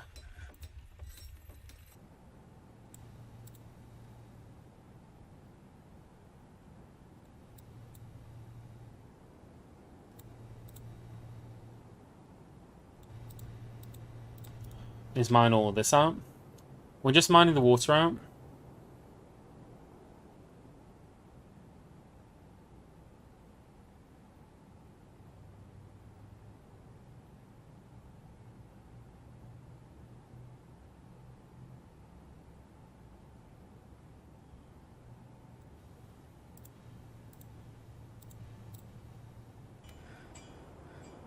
Actually, skip all that.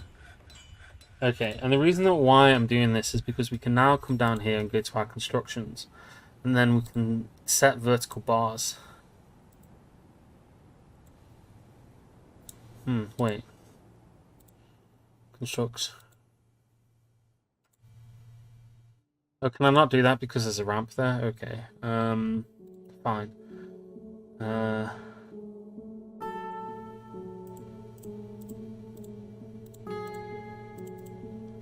yeah, just get rid of the ramps.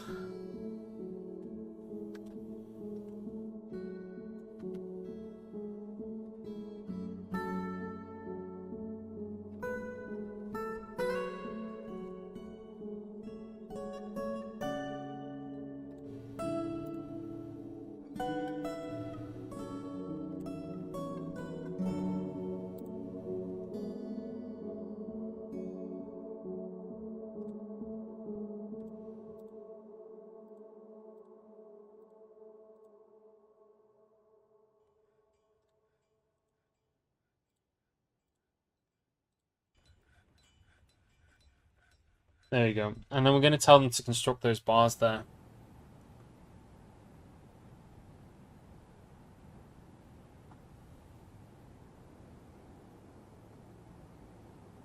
And this will take them a while. Hopefully it won't take them too long, because I don't want any dwarves to be down there whilst they're doing it.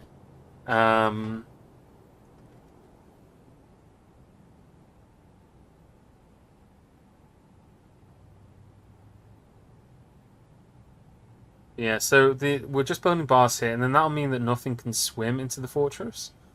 So just again, it's a little bit of over the top paranoia, but seeing as how we got the opportunity to do it, I don't really see any reason not to do it.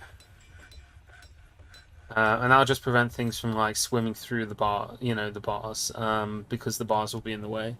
Water can still get through though, so they'll still be able to catch fish. And that's specifically because the fish that they catch are vermin fish as well. Um, like alligators and things wouldn't be able to get through here either, but we don't need to worry too much about that. Uh, Fishing is not as deadly as it used to be in older versions of Dwarf Fortress. Back when you had the epidemic of carp and the giant cave, not cave, sorry, the giant the giant sponge that would come in and lay siege to your poor defenseless dwarves. So yeah, that should be fine. So that's all good there. So that's a little bit of housekeeping that we got ourselves done here. I'm really not sure what to build next. I'm really waiting for more dwarves to arrive because I'd love to try and get ourselves our fortress, more stuff done. We've got a giant tortoise man axe man, a giant tortoise man axe man. He is bad with words and he is cruel. But he's here to say hello to us, I suppose. I guess building up the next level of this, like I talked about before, would be the most important thing to do. So let's start by building a floor along here.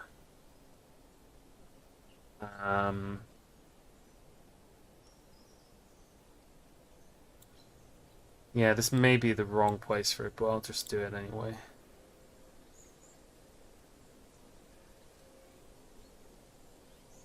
Also going to need to cut down some trees. Let's cut down this tree here. Cut down this tree and this tree as well. We'll need to check to see whether the roots problem has been cleared up. I'm not going to let him stay here, even though he's got a funny. He's a funny little guy. I'm not going to let him stay here though.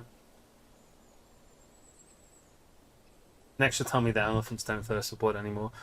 They probably thirst for blood in this version more than they have done in other recent versions, but they're not. They're not as bloodthirsty, unfortunately, as they used to be.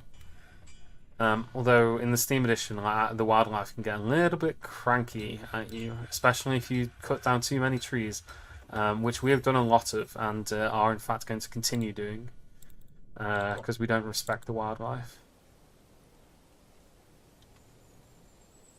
We need to keep a close eye on these trees and make sure that when they cut them down, they're not accidentally creating any holes in the surface of the fortress. I'm going to say I don't want you to cut down those trees actually, because that's just going to cause a mess.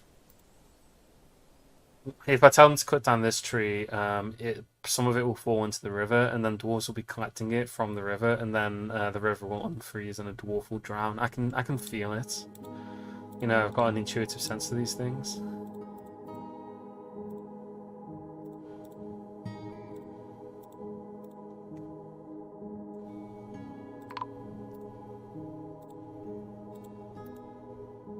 Oh, this guy cut down a tree in a silly way and it collapsed something.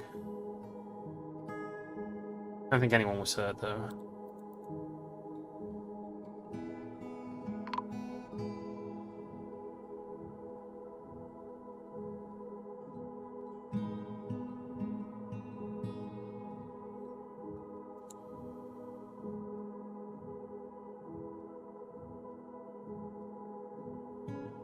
Yeah, so you can see here.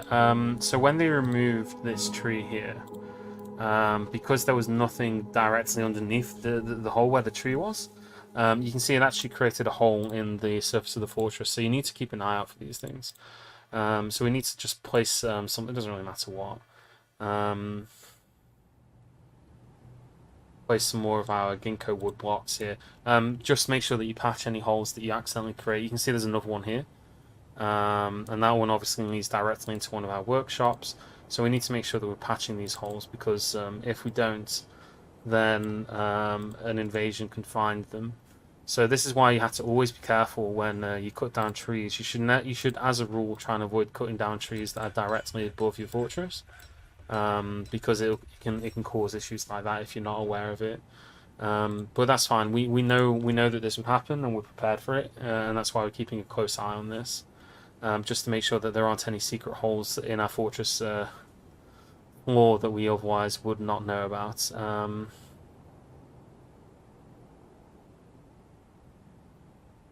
Yeah, that one's fine. There's an open space here, and then there's an open space here. It's one of those really old bugs that's really annoying. Like, it's something that they ought to patch. This human pikeman here, I thought he was going to climb down this hole then for a second, but no, he's just going to walk into the fortress via the top, which we don't want them to do. So,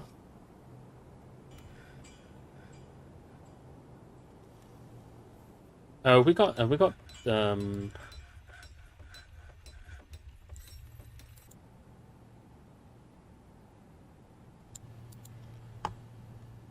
got elves arriving? I don't see any elves here at the moment.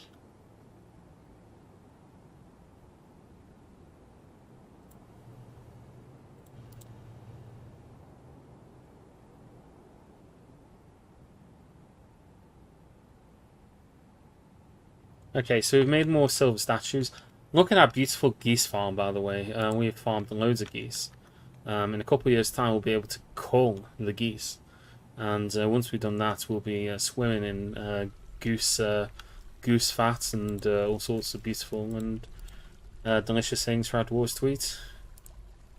Right, let's put a... we're going to put a stockpile in the dead center of the fortress. Here.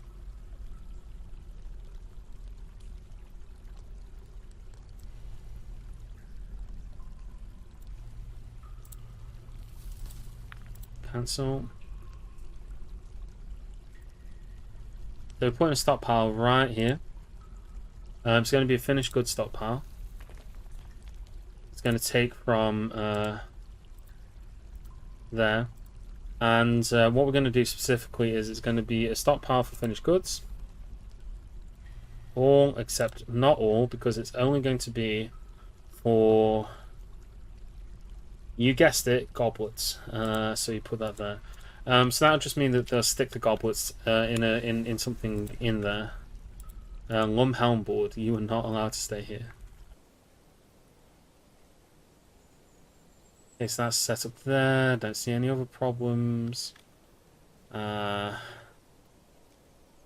yeah, just a matter of finishing off this floor here.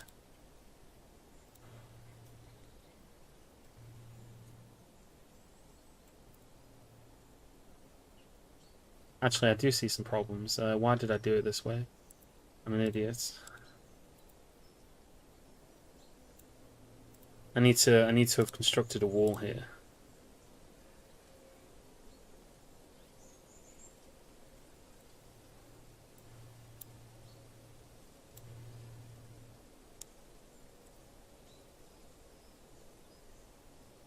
Wall construction, so needlessly tedious. Well, it's the price that we pay in order to have protected dwarves.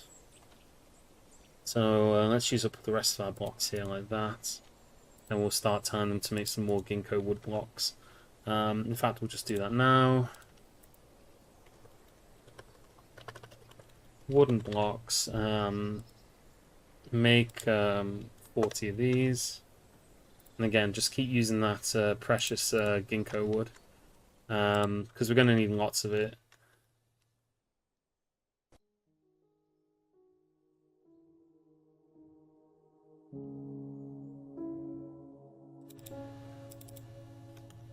Actually, again, I don't want you to cut down trees on this side. I'm so prepared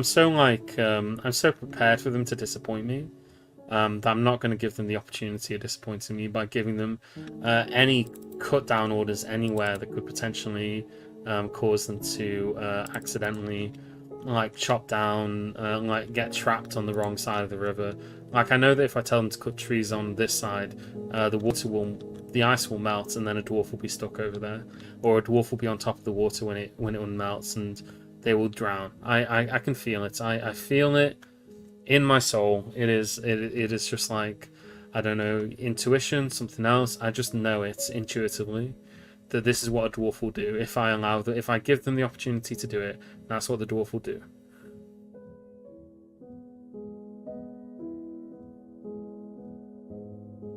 You can build a bridge and set the river itself as a no path area. That's what I do. Dwarves will still path over rivers occasionally, even if you set them as no traffic areas. Or at least I think they will. But I'm just not even going to do that. I'm just going to avoid possibility at all costs that anything along those lines could happen.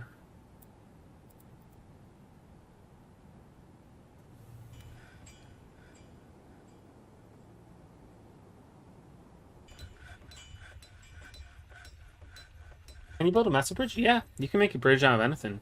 Well, any material like that. Not sure why you would make it out of metal. It'd be a waste of metal. But you can do. You know, it's permitted, so to speak. All right, construction. Time for more floor building. Haven't got enough ginkgo wood blocks yet.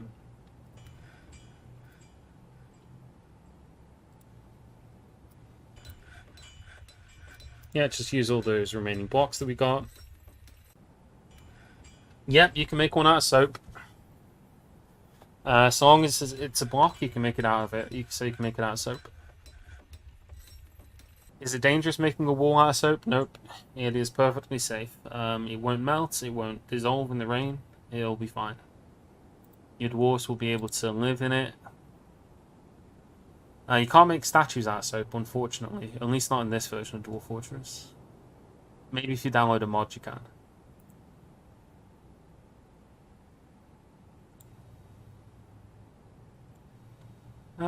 You know what? We can actually... Oh yeah, you can't make zones across multiple levels, unfortunately. I was wondering if maybe you could do it in this version of Dwarf Fortress, but you can't, so... if they wander up here, they'll be considered unpenned, unfortunately. And then a dwarf will come and drag them back downstairs. It's not really an easy workaround for that, though.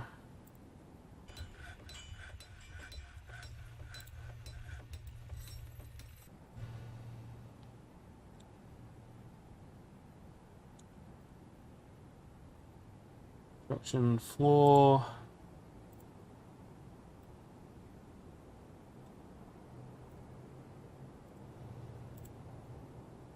Five more there. 1, 2, 3.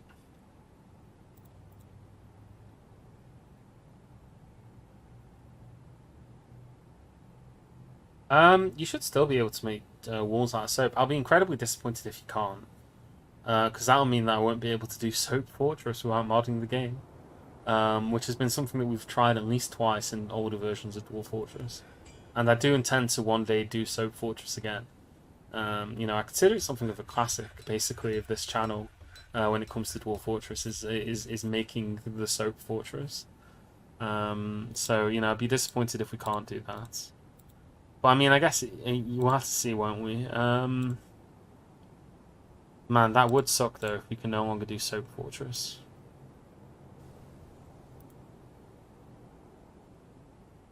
But they are slowly building up this wall. So we've gotten the. It's going to be 3 high at the tallest point. But it doesn't need to be 3 high all the way around or anything.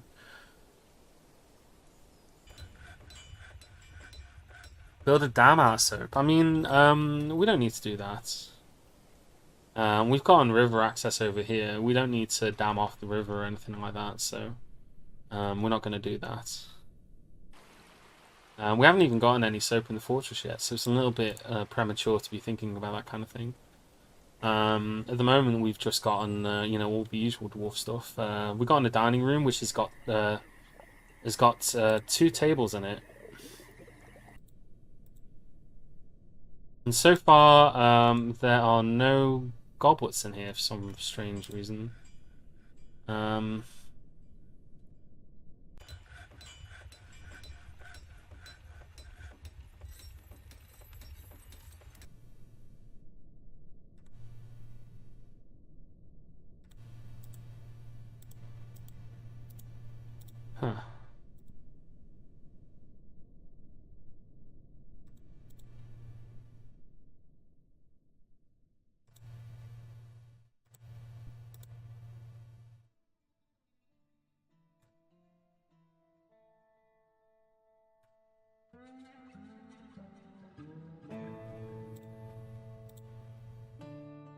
Yeah, so that should only be allowing goblets in here.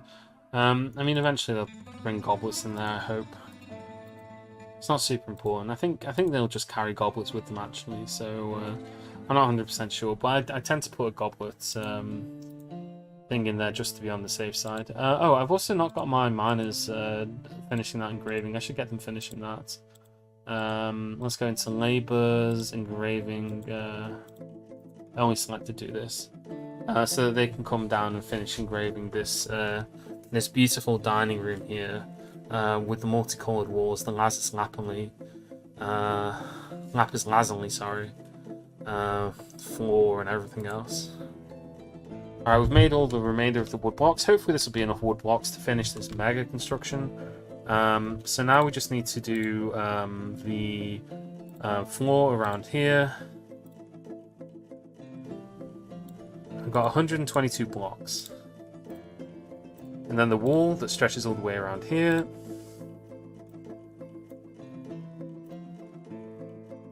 And then the wall that stretches all the way along here.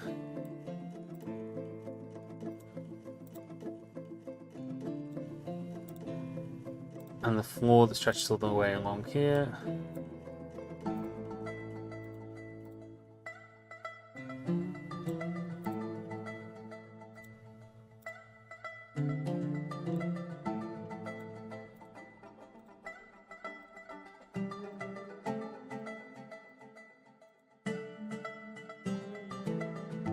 It's not going to be enough.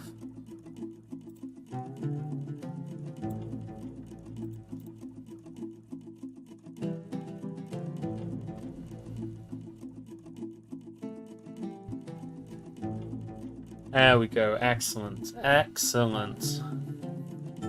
You don't need an active volcano in order to get magma to the surface either, by the way. You could do it basically anywhere, so you could do something like that in basically any map. So long as you're able to dig deep enough and find the magma underground. Oh yeah, definitely helps. It means that you don't have to build a magma piston or a giant magma pump in order to get the magma to the surface.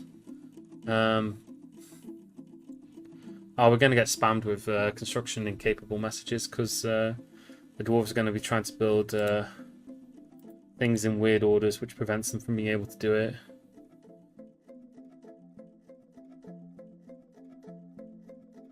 Like, dwarves don't build anything in a sensible order. You can, like, this guy walked all the way over here just to build this particular wall, this particular floor. But that's fine. They'll get it done eventually. That's all that matters.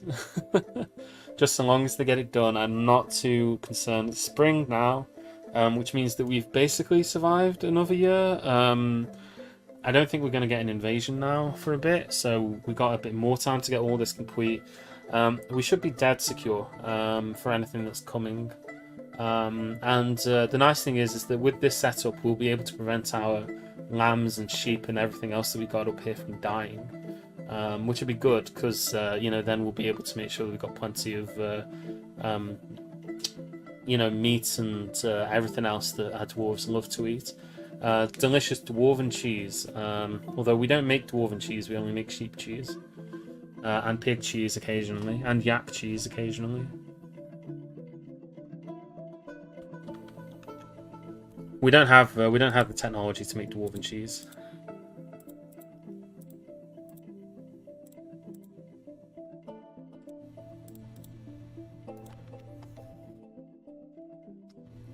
At the start of the season, we set the tasks in the farmer's workshop so the dwarves come and do that.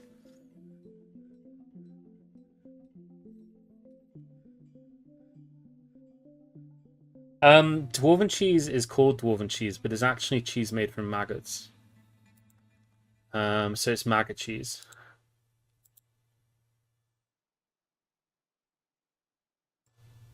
Specifically. Yeah, for some reason the game calls it dwarven cheese. Now there is also troll cheese, believe it or not, I think. In fact, I can check this real quick. If we go into our tasks here, cheese, make cheese. No, we can't actually select the type of cheese to make. I think if we made a stockpile over here. So if you go to food, then where is it? So these are all the kind of milk in the game. So you can get Kangaroo Man milk, which is horrific to think about. No, I don't see troll milk. I thought troll cheese existed. Maybe I'm thinking of something else. Something equally disgusting. I know you can get troll wool, but I guess not.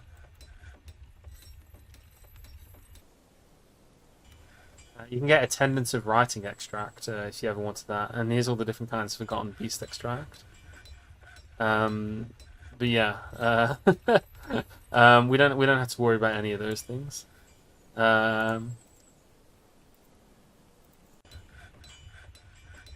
You can get bumblebee venom somehow. I don't know how a dwarf manages that one. I don't think it's possible, but it is something you can stockpile if you ever get hold of it. It might be something you can only buy from a trader, perhaps.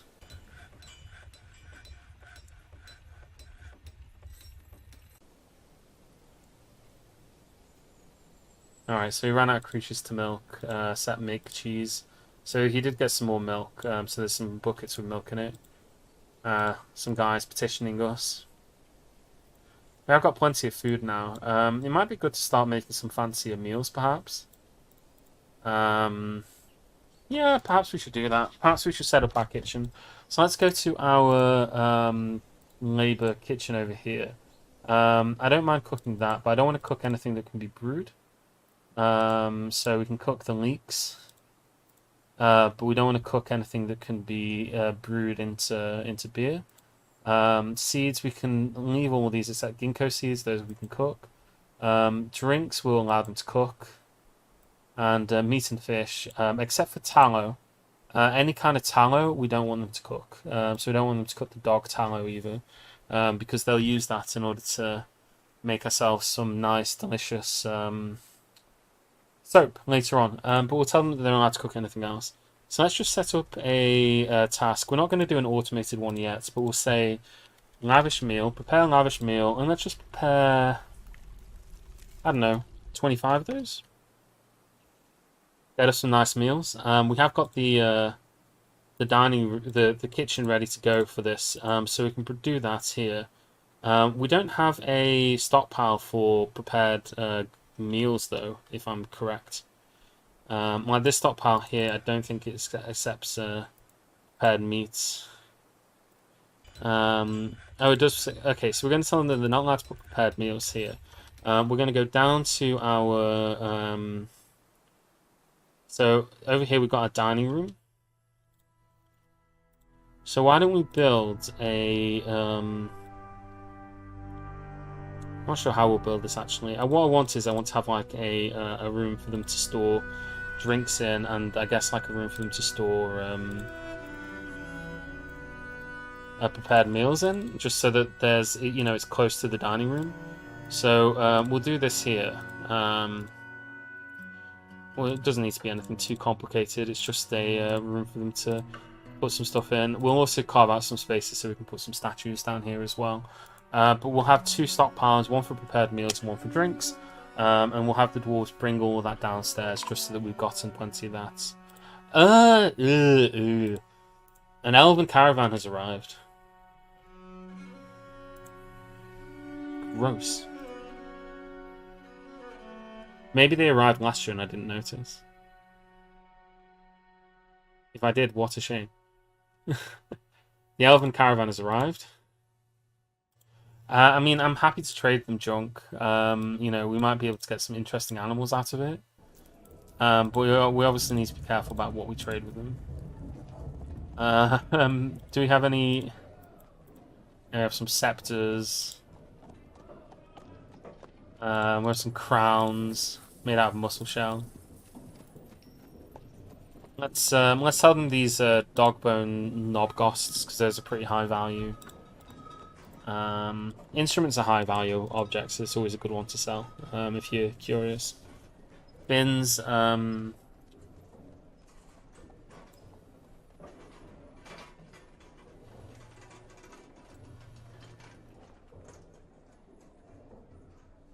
Rings. Yeah, I'll sell them a ring. It's not a ring of power. It's a ring of nothing, basically.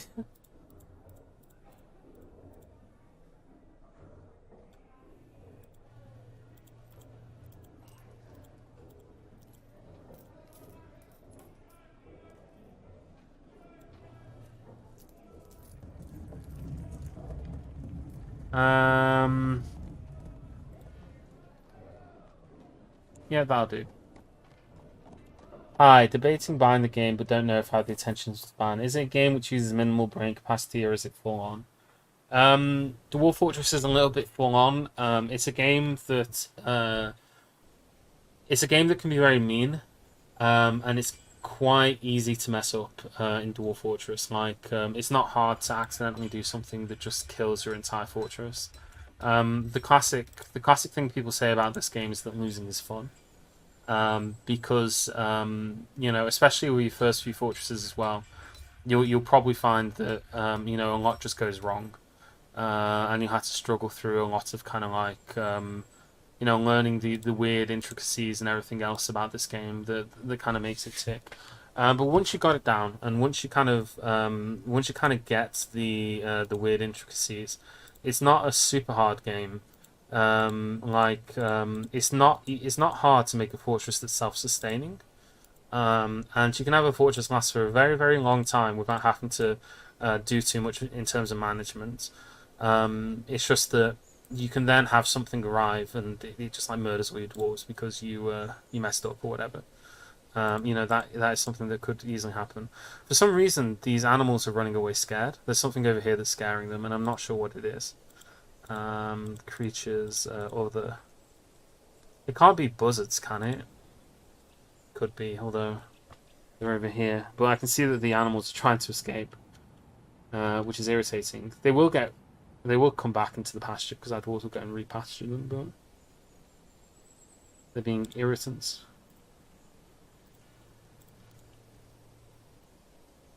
Oh, it is a buzzard. I think the buzzard just stole that off of the not off of me. I think they stole it off of the brokers.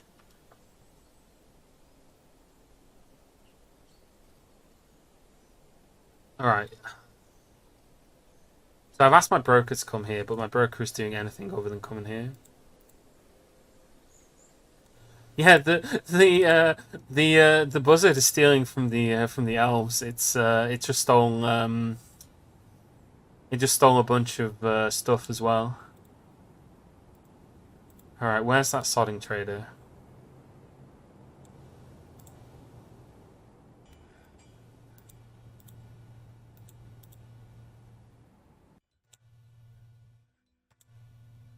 There we go. Let's pause the game before we can decide to go do something else. So we'll sell these knobghosts. We'll sell the amulets. We'll sell the scepter. We'll sell them the crown. We'll sell them the ring. I mean, that's not worth barely anything. But it's whatever. We just they got a giant cougar in a cage, but we can't afford it with the stuff that we've given them at the moment. They have a regular-sized cougar. They have a rhesus macaque and a wolf. It's not really anything that I want off them. I don't know why I'm trading from them. I could just seize all their goods, but the problem with seizing their goods is that if we do that, then we get a bunch of useless junk just in the fortress. I don't know. God. Right, a pair of gloves. And I'll buy the wolf and the monkey. Can we get the cougar as well? Oh, we'll get the... try it.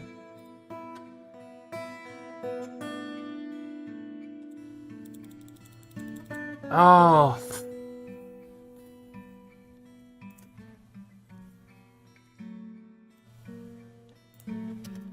There you go. I just seized all their goods because they very... I forgot that in the Steam version of Dwarf Fortress, they don't like it when you sell them stuff made out of bone. So they were upset that I tried to sell them some dog bone instruments. So in retaliation for their rudeness, I've just stolen everything off of them. Because they can't stop us. So yeah, we'll steal everything off of them and then...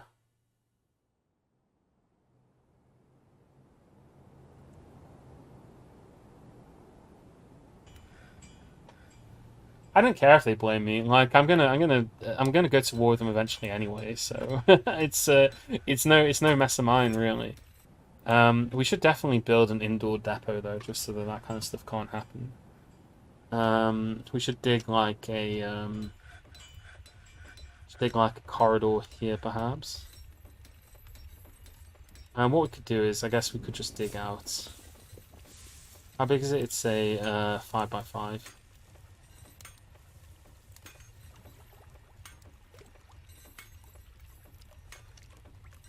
Just dig out a 5x5 space.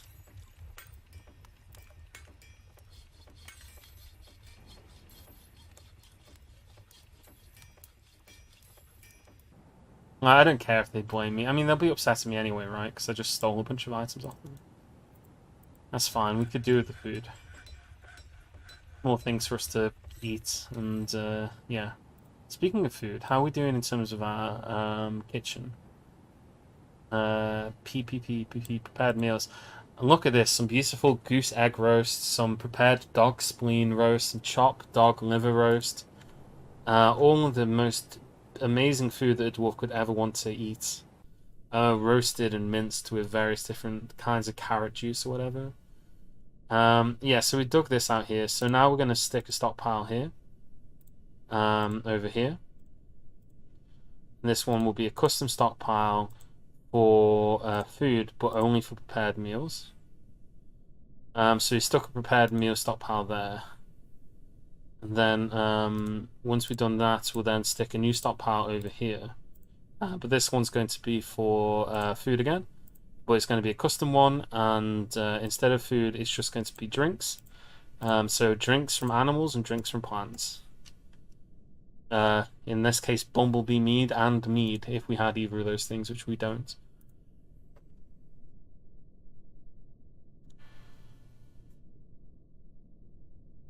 But yeah, our engravings are almost done. We have started to get some nice engravings here. So here's an image of Joan Founderson, the dwarf, which was created by Gauka. And that relates to them being made the expedition leader. There's an image of giant wombats on the floor. Yeah, most of these are pretty bad, but we've got some nicer ones. There's an image of the amethyst of paint, the deity of weather and jewels, depicted as a female dwarf. So yeah, some more beautiful portraits. And let's get some more doors down here. We will use copper doors for these because we have got an access to a bunch of copper doors. So we may as well set those up here. And now that we've gotten a bit more, all that's been carved out, we can now start putting the rest of our tables and chairs in here. So we want one here. We want one here. And then one here and here.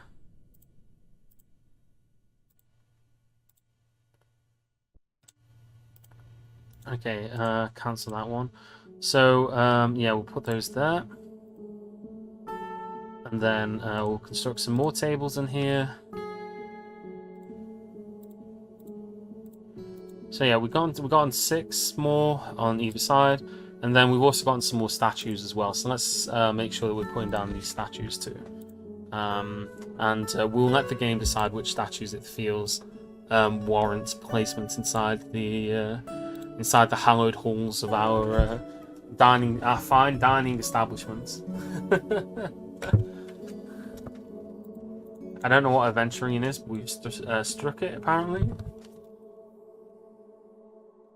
And again, our dwarves have been silly buggers with the upstairs construction. This has taken them an awful long time to construct, but they are getting there slowly. For some reason, they don't want to build that wall there, or this wall here. So we'll instruct them that they have to. And again, they're being silly buggers over here as well.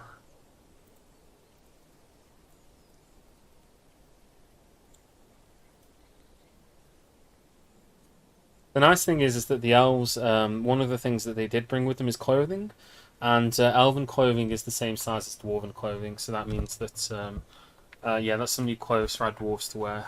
It stops them from getting tatty from wearing old clothes, so that should also help them maintain their high mood from having access to high quality food and high quality clothing. And yeah, we got plenty prepared meals now, so we'll just keep checking that every so often. We're up to 85. Look, we got chopped dog liver roast and intestine roasts, and all manner of amazing things for our dwarves to eat, which I'm sure they'll appreciate.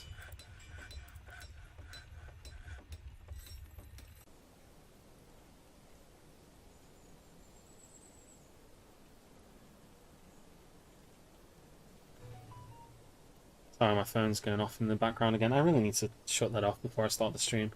Yeah, everything's looking pretty good at the moment. Oh, good grief, shut up. Everything's looking pretty good at the moment. God. You guys can't actually hear it, can you? Because I don't think my mic thing has it on, unless I'm talking when it goes off, but it's irritating. I don't know who's trying to contact me at this time of day. Dusim Storm Tater has grown to become a dwarf child, which means that they'll be able to start doing some useful things.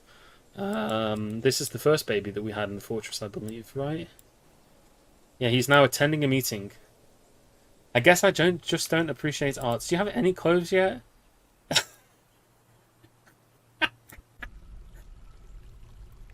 He has a single leather shoe. He has a single shoe made out of leather, and it's like it's falling to bits as well. He's covered in silty clay and nothing else. Okay, he's got on another shoe. Now that he's become an adult or become a child, he's going to go collect like random rotting clothing off the floor, because we do not have any like regular stockpiles of clothes. He's just going to collect whatever castaway junk we got. Oh, the poor lad. We've got loads of sheep wool. We should be making some clothes for the poor sod. Or maybe not. I don't really mind. Yeah, let's spin some more thread and get that done. Barely, but it is funny to hear. Got an interesting sense of humour there. Not sure why they're having trouble constructing these at the moment. It shouldn't be difficult now. They should be able to do the last parts. Oh, and we finally got migrants. Excellent, excellent. Look at our population skyrocket. We're up to 31, 32, 33, 34. 34? Guess we're up to 34 dwarves. Okay, so let's have a look and see who's arrived. So we'll sort this out by new arrivals. We got another miner, a doctor, a hunter, a trapper, a beekeeper, a mechanic, a ranger, 3 dwarven children, a wood burner, and a peasant, and an animal trainer. How old are these dwarven children? One of them is 12 years old. One of them is 4 years old. And one of them is is that the same one or is it a different one? I think, are they both 12 years old? No, one of them is 5 years old, yeah. There's different children. So we have gotten some more dwarves now in the fortress. We're up to 34 dwarves. As you can see here, they're leaving all these rotten clothings on the ground, which is not good. We need to make some more socks and things. Let's tell our dwarves to make some socks. Make cloth socks. Yeah, 10 of those is fine. Hey, Hagels, welcome. Yeah, so we need to make some more beds, and we need to do all that kind of good stuff for the new arrivals.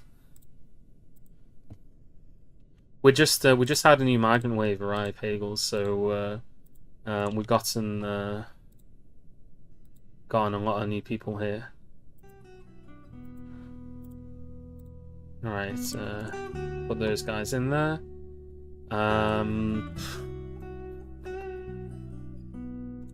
Item blocking site. There is no items blocking this site, I swear to God. Right, resume construction, resume construction. Okay, so they've almost finished constructing the outer wall here. Now I can finish doing this bit more of the wall here. Oh, don't use the closest material for that, good grief, no. Oh, is there an easy way to cancel?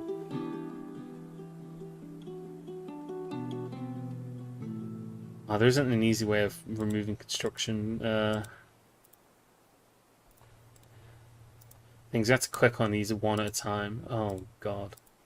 Yeah, if they use the closest material, they make it out of a mismatch of like random rocks and things, which I don't want them to do. I mean, it doesn't really matter. It just it'll make him look uneven and ugly and hideous. And obviously, we want our Dwarf Fortress to be beautiful and whatever else you want to call it. An attractive and fun location for our dwarves to live in. Keep almost doing the same mistake. Ginkgo wood blocks. We're going to need loads more wooden block. Set this to 40. Make sure that we use the right kind of wood. But yeah, other than that, you know, things looking fine at the moment. We just need to do the last part of this here. So we need to do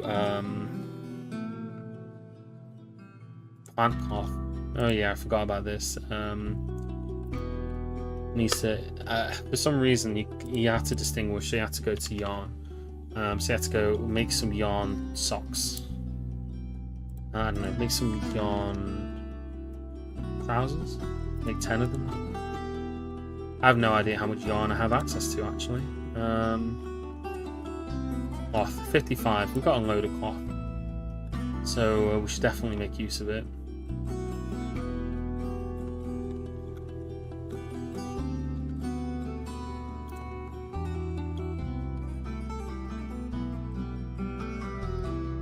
We want to make sure that we're, you know, clothing is like a really big thing that can make dwarves happy, and it's something that can also really make them sad as well.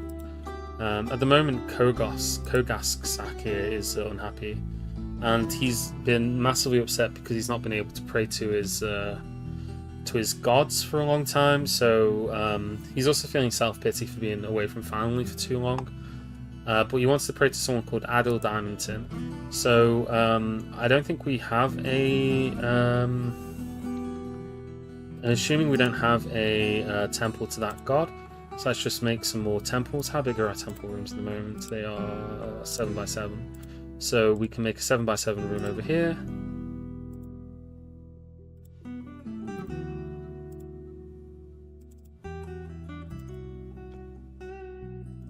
And we'll repeat the same on this side as well.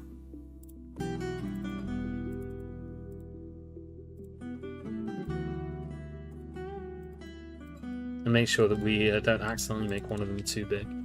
So we'll put in some more temples, and we'll put in some more chests and things for them, and more instruments for them to have in there. They got plenty of knobghosts. At the moment, everything seems to be ticking along fine. We've got our fishermen fishing, our diggers digging, our drinkers drinking. If we could get access to more Garnierite, we do have a little bit more. So let's see how much of this have we got. Stone.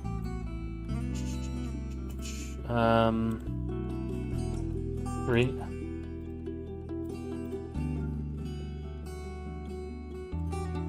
We just want to smelt 3 of those down. We'll smelt that down and then we'll make some more chests out of nickel, just so that all the chests are made out of the same materials. We got these new statues up. Let's see what the new statues are that our dwarves have placed over here. So first of all, we've got a statue of dwarves. Finely crafted silver statues of dwarves. Nothing else to it. Over here, we've got a statue of...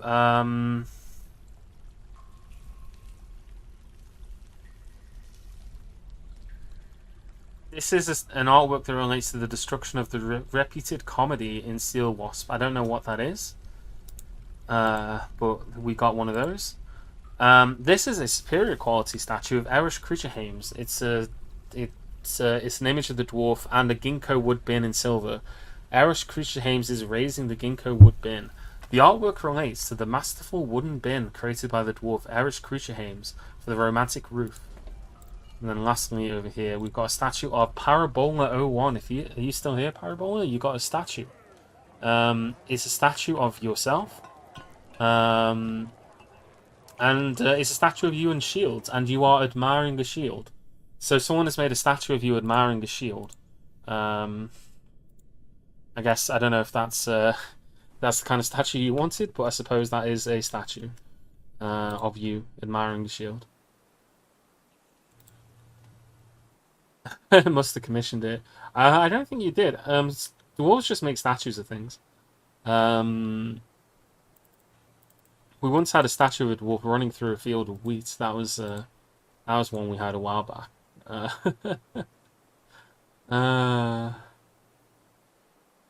Them dwarves, man, them dwarves. Okay, we've got another tree that's right on our walls here, which we want to cut down. Unfortunately, this is going to uncover a hole, but we need to cut it down because it's right next to our wall here. Okay, and now that we've gotten some more blocks up here, we're going to need to start building the final wall on the outside.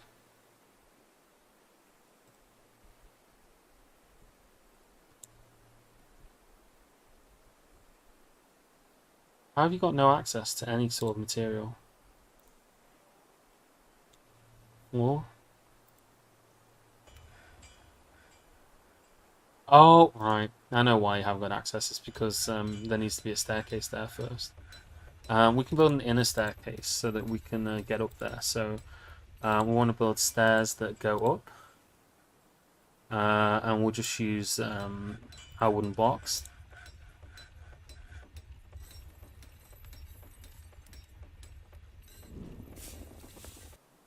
Images of cheese. Yeah, you could do that. It would be an image of like... So your dwarf would first have to carve like a legendary image of cheese, I guess. And then once they've done that... No,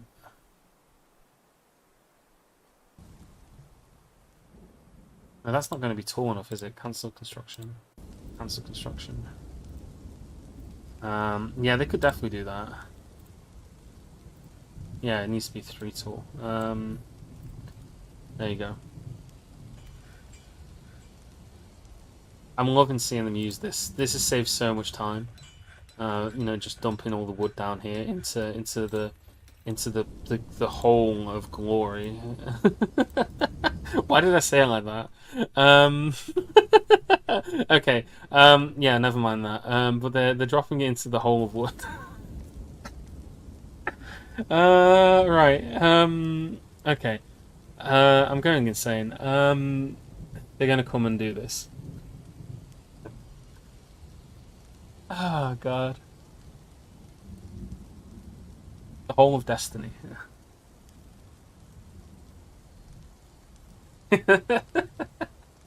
Not like that. You're all, yeah. Okay, so they're building this wall here, this floor here, this stairs here. Oh, I can't talk today. Can't talk today. They're building the staircase here, and that will allow them to reach the top level of this wall. And then we just need to build the perimeter, and then we build the final level of the wall once we've done that. And once we've done that, we should be good to go. We should have a area that nobody can get in and nobody can get out of. And we're running low on drinks, I think. We got plenty of food. Got plenty of plants, so they should be making use of that. Cave wheat and all the plump helmets and plums and potato wine and things. So yeah, that shouldn't be too much of an issue. Speaking of issues, have we seen them? Are they put? Okay, yeah. So they're starting to put down food down here. They got on their dog brain roasts and things ready to go, and that just means that the dwarves had to spend less time like milling around and things. They got dwarven wine and stuff down here.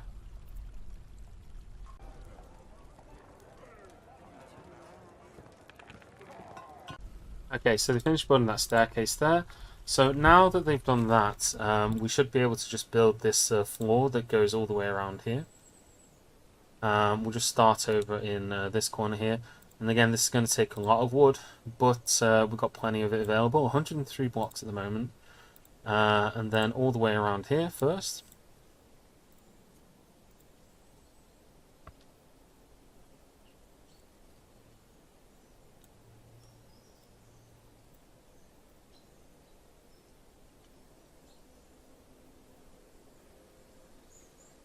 There we go.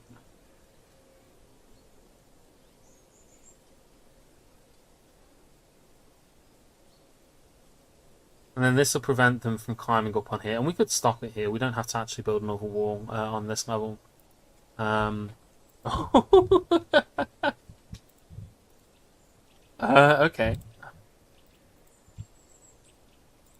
Bim Catanillan, the dwarf lie maker gaunt zombie, is visiting the fortress. He's not a necromancer. He's just a gaunt zombie. Though if he's an intelligent undead, he might just know how to raise the dead. So yeah, we've got a gaunt zombie here who's in the fortress at the moment. No issue. I mean, he's just here to visit. I'm not sure why. We haven't really got anything worth visiting here. We don't even have any artifacts yet. No one has made an artifact for our beautiful fortress yet, so we're a bit lacking in terms of you know, things for people to steal. You know, which is what they want to do when we've got access to those things. Cut that down here. Yeah, we got an open space here, I just noticed, so doesn't really matter what we use to cover it up. Yeah, just use some bauxite, just use that, I guess, doesn't really matter.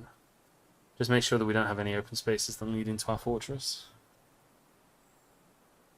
Because it would all be for naught if we were to just have open spaces that they could get into. It does take them a long time to get up here and do all of this, but once they're doing it, it's good. Oh right, and Adil and Erdim and all the other gods that we need to build temples to. Let's just get that out of the way now before I forget. Once the game's saved, finish saving.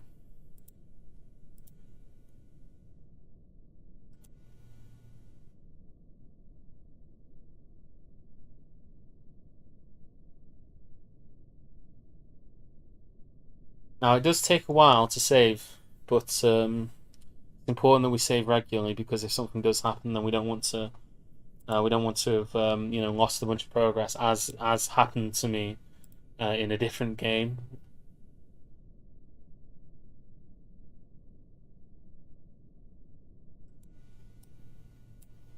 That different game being you know, The Sims 3. All right, saving adventure data. All right. So let's just pause that real quick. So yeah, so we want to build some more zones here. So we're going to set up some meeting areas here. We'll just do it one at a time. So we want to get a new temple. And these are the gods that we haven't built temples to yet. That being said, there's some guy who was upset that he couldn't pray to Adil. Diamond Tin. But I guess we already have one to add diamond tin, I suppose. We'll go with the amethyst to paint first. So this is the temple of gravel. Then we're going to build a new meeting area here. And this one will be to...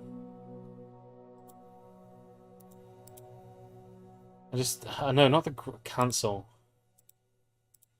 I accidentally assigned that as a tavern, not a temple. Okay.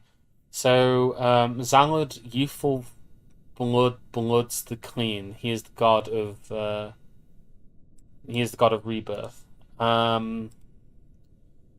Then, lastly, we need one here, which we will open to.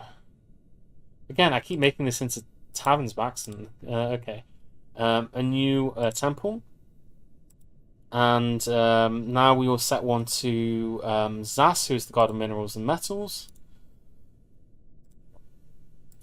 And then the final meeting area here, I'll assign a new temple. Again, I did the same starting thing. I am losing it today. New temple, and then this one will be to Idrath, who is the god of well, the Sanctum of Gems. So we got all these new sanctums and things. How many bars of zinc have we got? Oh, nickel. 14. Okay, so let's make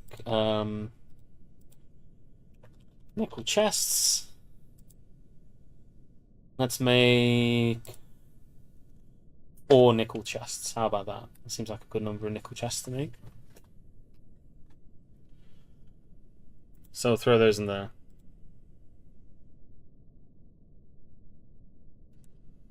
And it's now summer. Galka's upset. Galka's upset because he's not been able to craft anything for a while. Let's go into our tasks and go to our labours here. We're going to tell our miners that they're allowed to do things other than mine for a bit. And then that'll just mean that they should get tasked with like making things and doing things, and that should help them with their mood. We've currently got 4 unhappy dwarves. I imagine that most of those... One of them is a trapper here. Some of it's stuff that's like impossible to deal with. Like if they're separated from the family, they'll be upset about it, and there's not much you can really do about that. Repair lavish meals. Let's just cancel that. No, they'll get that done eventually. Drinks is an issue. The dwarves are always drinking. Always be drinking. Alright, let's go down here. Make cheese. No, cancel that first. Do it in order. Milk animal. Shear animal. And then make cheese. Set all those on repeat.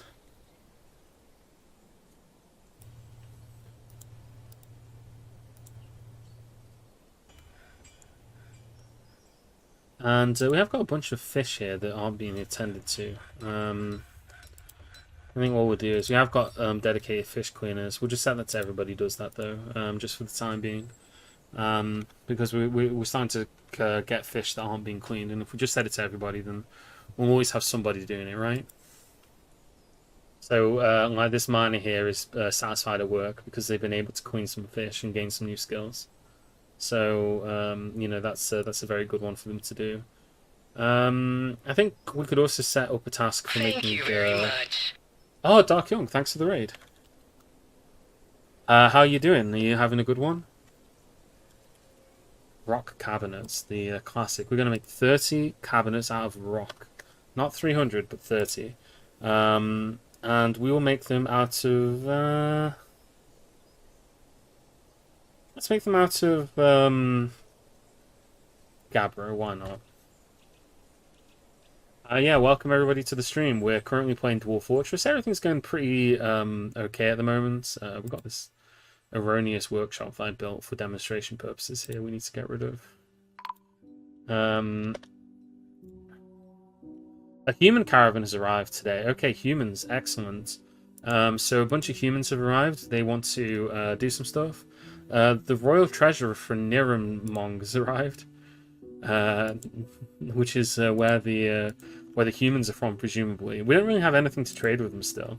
We haven't been making any crafts, unfortunately. We do have a bunch of. Do we have a bunch of rotten socks here? There's one rotten sock. We have. We still have that caged macaque and that caged wolf.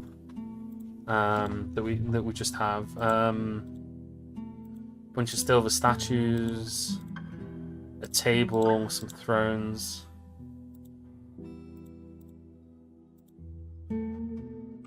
We'll trade some dogbone knobgosts with them.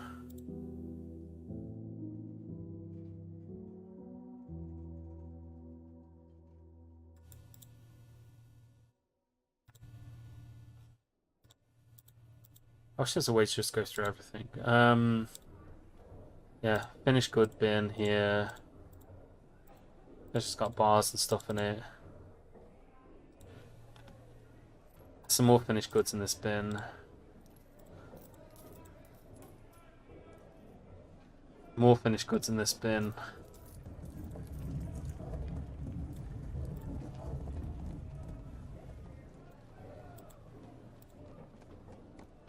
Yeah, we'll do all that. So we'll move all that junk up, and then we'll be able to trade those with the humans. I am but very tired, so I want a quick raid and run straight to bed for me. Have a good stream. All right, I'll see you later. The broker is here, and on behalf of the Merchants Guild, he's greeting our people. He's given us a bunch of information about the world. We're not going to ask for anything at all.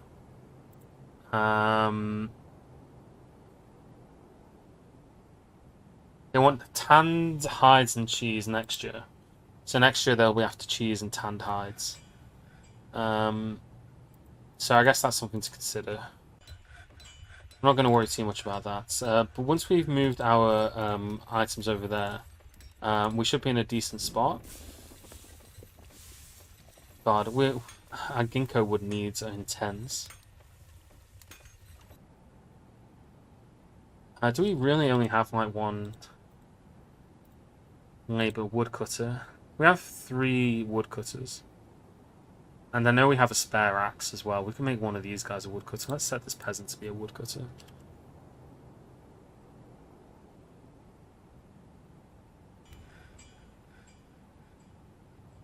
And let's tell our woodcutters, just for a little bit of time anyway, because I'm desperate to get this wood. Just only cut wood for the time being. Okay, our broker is currently having a little drink, which is unfortunate. But as soon as he's finished having a drink, we'll get him out there and get him ready to do some trading with these humans. These humans, as the Ferengi would call them.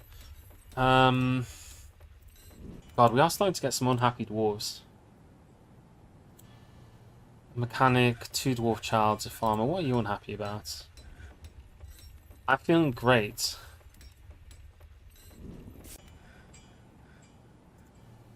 You're making wooden blocks. Is that not exciting enough for you? I guess not. Let's just go with make some more rock crafts. Why not? We'll make 50. We'll just keep that one churning the entire time. Okay, our broker is now storing an item in the bin. Probably going to go to sleep next. Graux has become a fisher dwarf. Nice to see. Nice to see. We made a few more clothes, although they've all been instantly taken. Alright. Thab Thinlover wants to stay here. We're going to tell him to sod off. Alright, where's our trader? Come on. Trader time. I want to see what these humans have got. I know that they've already got some yak bone instruments and things. Alright, let's trade with them.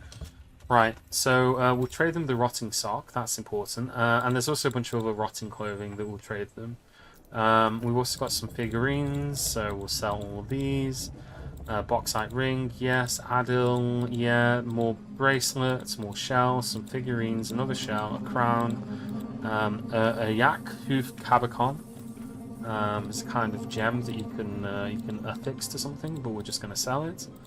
Let's sell some more earrings, a giant figurine of some forgotten beasts, some scepters, Some more scepters. We're not going to sell the nickel goblets, which I think have just been moved from where they should be. I shouldn't have moved those. And then we'll sell them some knobghosts, which are a weird kind of bone flutes that we can make. So that's 867 value, decent amount of value. We'll buy some leather with that. We'll buy some cloth. I think we should buy some meat because we've got barely any. We haven't got any, in fact, because we haven't butchered anything for a long time. We won't buy all of their meats. We'll just buy some elk tripe and, I don't know, rabbit meats. Only fin tuna tripe. We'll just buy some drinks because they might have some drinks that we can't or won't otherwise be able to make. They've got a mule. We'll buy the horse milk. I don't think we'll buy the mule.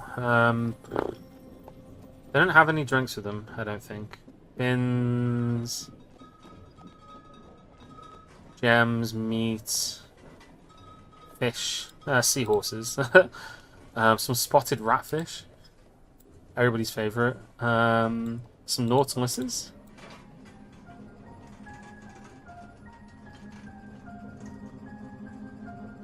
and they have some cheeses as well. Do they have any funny cheeses? No, they don't.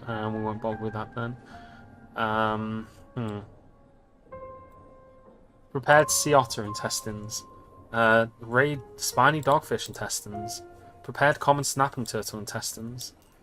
Another bit of wool. Just buy a little bit more wool. I think some of this is dyed wool as well. I can see some green wool in there. We'll buy that. We'll buy some hemp, rope reed. Now we'll do this. We'll give them a decent trade offer, so they'll be happy with this trade. We'll trade that. And that's some more value for our fortress. And again, we've got more unhappy dwarves.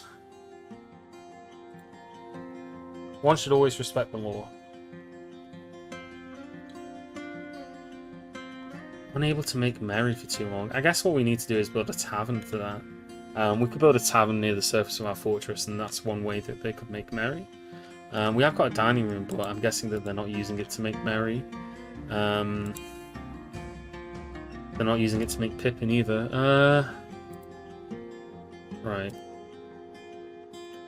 Okay, so we've got one nickel chest, which we'll just throw in here. So we want to make sure that there's chests inside of all the temples, just so they can put instruments in them.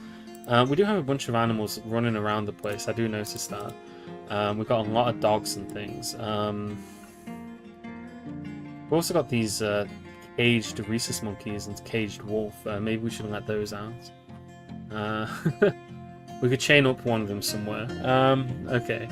Let's oh god, okay, we have some. I know we have some spare dogs. Yeah, we've got loads of dogs. Let's butcher a couple of dogs and get some more meat that way.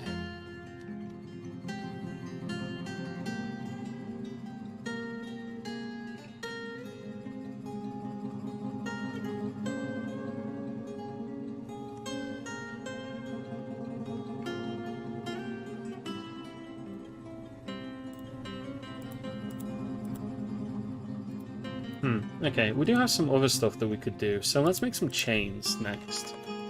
Out of silver. We'll make, I think we'll make just 5 of those. But I would like to chain some animals up in places. And maybe we should also build some statues. We have got some spares. We've got some spare silver statues. So we'll start putting some on our staircases. So we'll try and put we'll just put some dirt cheap statues on here, because why not? But if we can get some statues up and things, then that'll be good. You can see the dwarves are leaving a bunch of junk all over the floor, like I mentioned.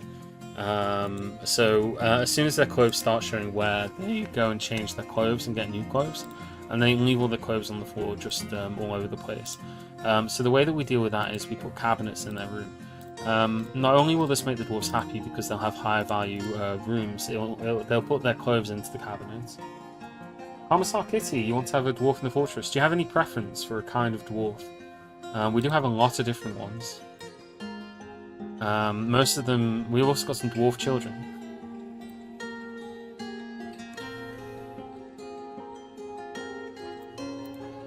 This guy's got a pair of leather trousers wedging his door open. We should make a library. That's the next thing that we should make, I think. A brewer, please. Okay. We don't have dedicated brewers actually, but our farmers do most of the brewing. Let's go with this person here. This woman here. She is very not happy, but maybe she'll be happy when she's gotten a name. He feels upset about not living an exciting life, so now that she's gotten an official nickname, maybe she'll live an exciting life. Okay, we ran out of milk.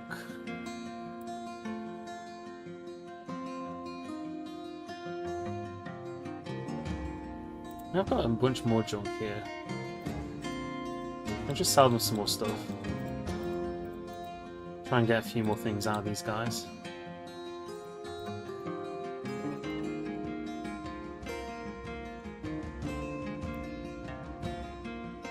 Not really sure what we buy off them other than just more clothing, I suppose. And more food. Yeah, let's just buy some cuttlefish, some bullhead, some sole, oysters. A shame they don't bring drinks with them, that'd be good.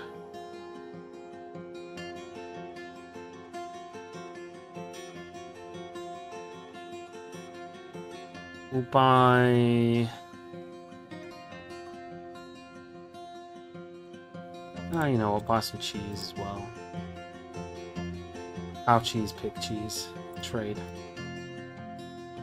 Excellent. So we've got even more food off of them. Yeah, we're decent on a food. We've got decent food stocks. We've got decent drink stocks. All around, we're doing pretty good, I'd say. Nothing too exciting, you know, in terms of our fortress, but nothing to complain about. Certainly.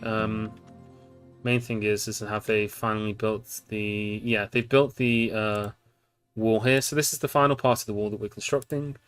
So what we're going to do is we're going to very... Oh, I did it again.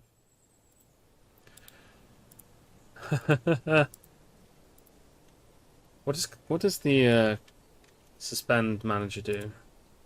Just brings this up. I'm not sure what that actually accomplishes. But yeah, I accidentally didn't specify what I wanted them to build the wall out of, which is disastrous. Because if I don't tell them to do that, they will use just all sorts of random crap in order to finish the wall.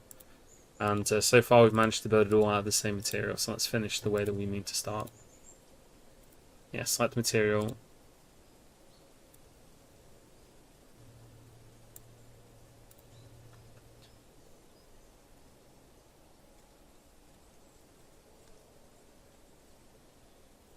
Now we're going to need a few more wooden blocks.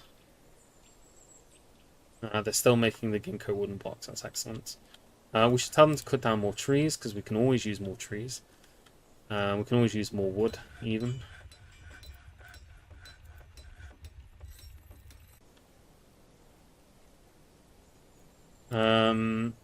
Once these guys are left, we'll deconstruct the depot, and then we'll build a new depot inside, because we did dig out a space for us to build that. So let's just cut down some more trees here. We want to keep the surface of our fortress, the outside part of our fortress, completely free of all junk and detritus, which obviously includes trees. Trees are only good for two things: making buildings and burning for charcoal. So you know, keep that in mind.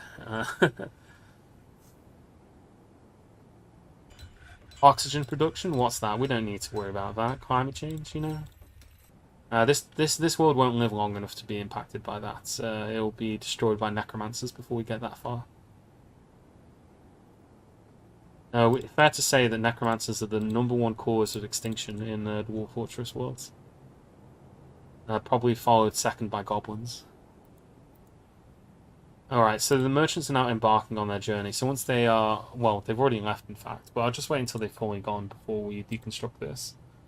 It'll take them a while to pack up their things. Then we're going to build the actual trade depot over here, just so that they then have to go inside the fortress and all this junk is here. It's not all the way over here. Just a bit more secure.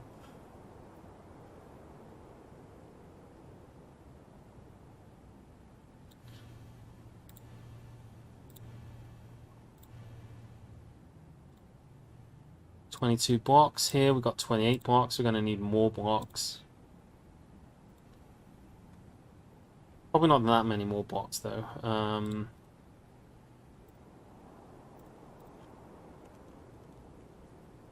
Let's see. Let's set this to 20. That should give us about 80 blocks or something ridiculous like that.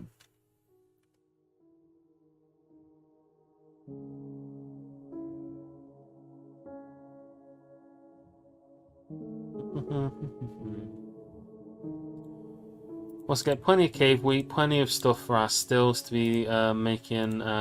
We brewed some more drinks from plants. Got a decent variety of meals and things, which is always nice to see. Okay, so now that this has been done, let's deconstruct the trade depot. I'm going to. I don't really want to. Oh, I did tell them to actually make some silver chains, didn't I? And they should probably be done by that now. Let's chain up over here. Just in the center here, we'll put a silver chain on the ground. So stick one there.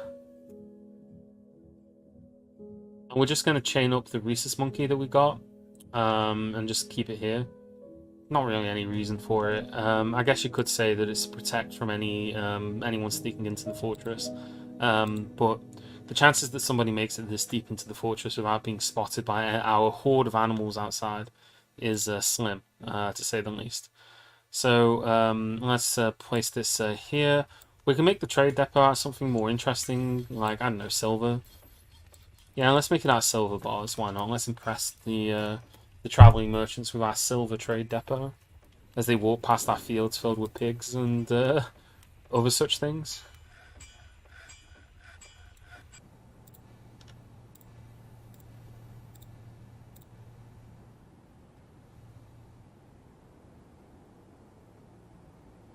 There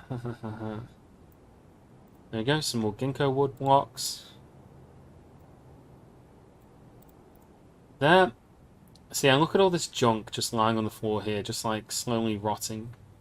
Do we not have enough wall space for all this stuff? Is our stockpiles full? Oh, we got rotting food in here as well. Yeah, rotten stray dog nervous tissue. Let's set a new work order again, and this one will just again be to make some lavish meals. And we'll do another 25 of those. But yeah, it looks like they're out of barrels for some reason. I do have a task for making wooden barrels that they should be doing. It looks like it's been validated. It's checking its conditions for activation. So they should be building more barrels if there are none available. Because you can see up here, they just got like nautilus shells and things just on the floor. When all that junk should be in barrels. As far as I remember, it does make a difference, because if it's not in a barrel, then it's more likely to just rot, basically. Oh, and you can see here the vertical bars that we built, a while back are here, and that's good.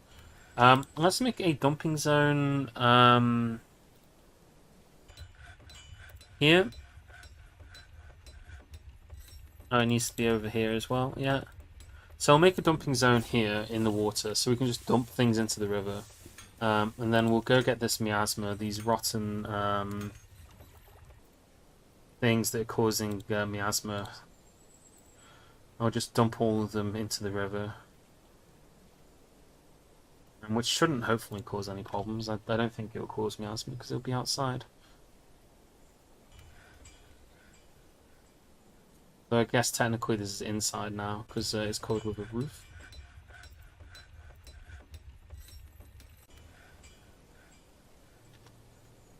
Actually, I'm kind of worried that this is actually going to cause miasma at the fishing area, and I'm not going to be able to get rid of it till winter.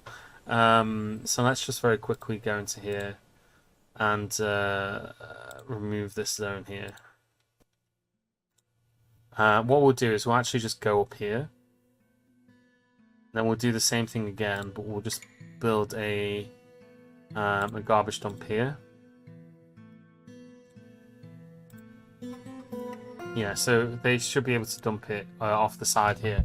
And then it shouldn't land inside the fortress. It'll, technically inside the fortress. It's still in the river though, so it's far enough away from us.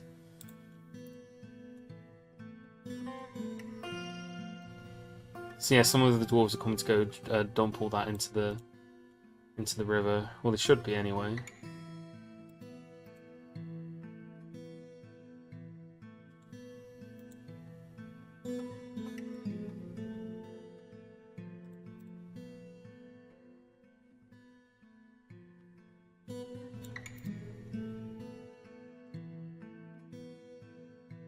Yeah, have they stopped making wooden barrels for some reason? Seems like they're not doing it. We do have the condition to have less than 10 empty barrels.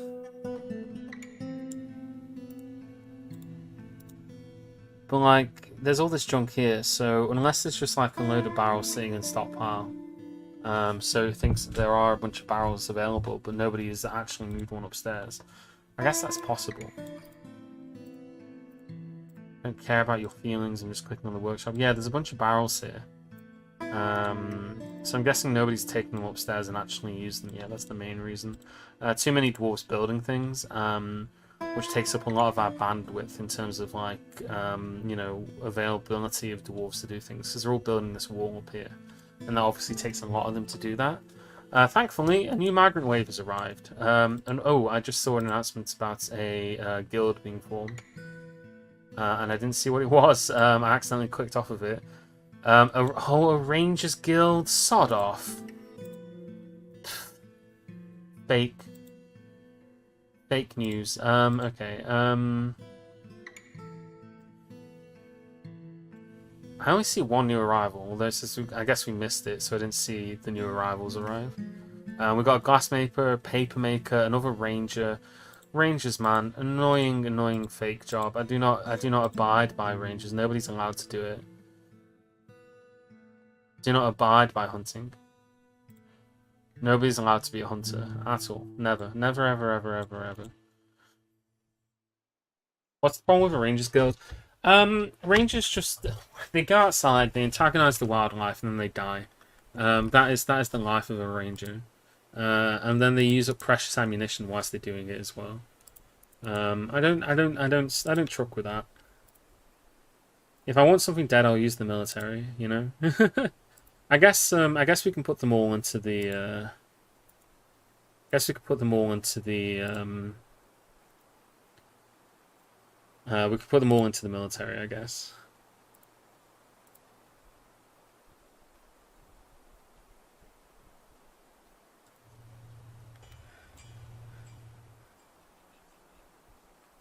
I want to be a ranger, Hegel says. Oh, I mean, if you really want to be a ranger, then go for it. You can be this guy, Dumed Zefrondaros, or Fountain Moss, as his name is known. He's not going to be a hunter for very long, but you know. They now want a Rangers Guild. I'm going to approve this request just because it'll make them happy. But I don't want them to ever actually do any ranging. There's a cart fry skeleton over here. Yeah, okay, good. They are dumping the junk into the water. So they've asked us to build a guild hall, so we're going to have to start building our first... This is going to be our first guild hall. We're going to build... we will build a nice one, because I do want to make sure that we're getting nice guild halls and things. Not sure where we'll build it. Possibly on this level, because we've already got our temples up here, so it's a decent place for it, I guess. But we'll have to we'll need to build a decently sized space for it. It doesn't need to be massive. It doesn't need to be as big as our dining room is, for example. But yeah, I think we want to build a decently sized one. I mean, we could just make a 7x7 room, but this kind of layout is kind of boring to look at. So I think we should try and do it a bit more interesting than that. Maybe what we'll do is we'll build it near to the dining room. So we'll have a corridor come out. No, we'll go one over like this here. Then we'll dig out slots for it here, here, and here, and here, and here, and here, and here.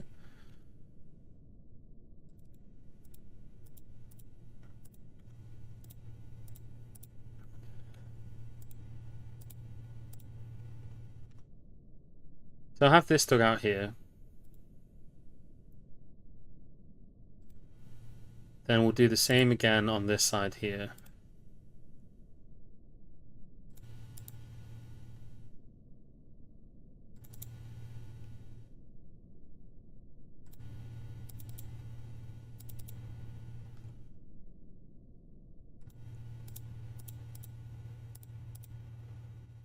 Yeah, like that. And yeah, this is just going to be a lot of me clicking, I'm afraid, whilst I go through this, but I want this to eventually look interesting, you know, visually, so it's important to me. Do I abide by the River Avon? I'm not sure what you're referring to there. I don't abide by hunting. That's one of the things I don't abide by. Okay, let's leave that there so I can plan that out in the future. So, yeah, we've got this space here. This is a 16 space here and on this side as well.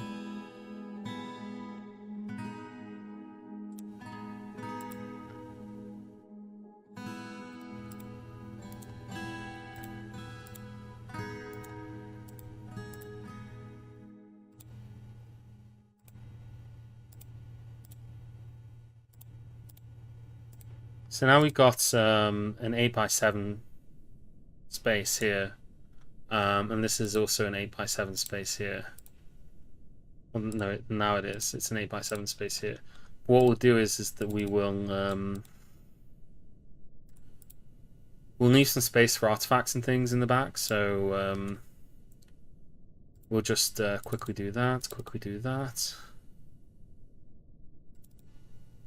Wait, that's not correct, is it? That's 1x7 here. It's 1x8 here.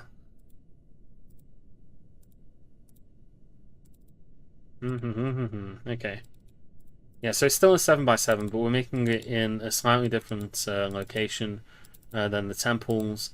And we're carving out some additional space for additional guilds. We're not going to have as many guilds as we have temples. Guild membership is... they only form guilds once they've gotten a certain amount of dwarves of that profession in the fortress. So we're not going to see loads and loads of guilds. If we see 4 guilds, that's a lot of guilds. Although, I mean, I'm surprised we got a ranger guild first. That's not usually the one you get first. Usually it's the farmers guild. But we've gotten the space for it here. We can... It'll be a bit of an interesting shape, I suppose, compared to the above, because there's the slots for the statues in there, and then we'll be able to increase the value of these. Let's just make sure that these are all the right size. So that's 8 tiles long here.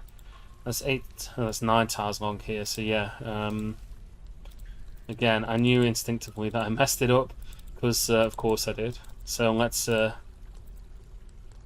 8 tiles long here. That's 8 tiles long here. 7 tiles down here. 7, 8. 8. God, I'm paranoid. Okay. Right. All done. All good. All good in the hood. They're almost finished constructing this wall. So once they finish building this one here, we then need them to go back inside down here. Then we build the final wall here.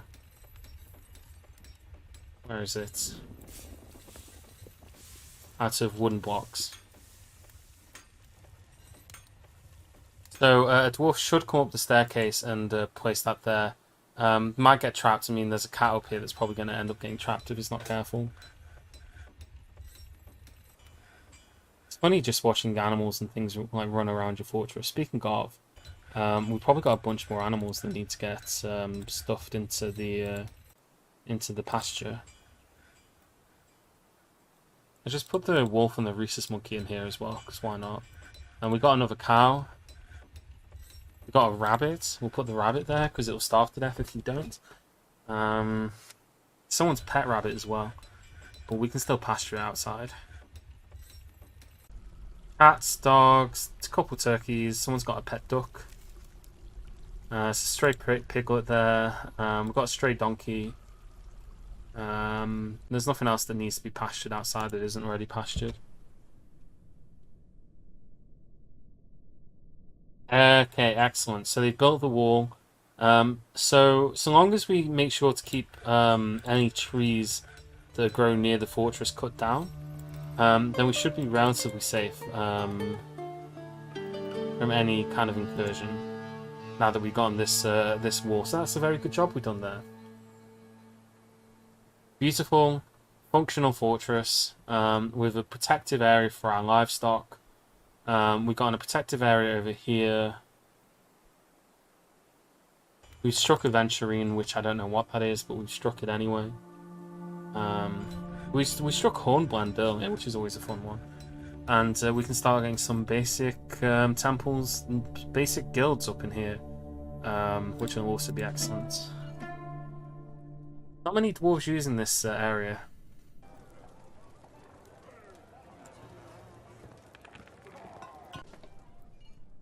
There's a dwarf here. There's a bunch of just seeds on the ground, just on the floor of the fortress. They're just waiting to be picked up.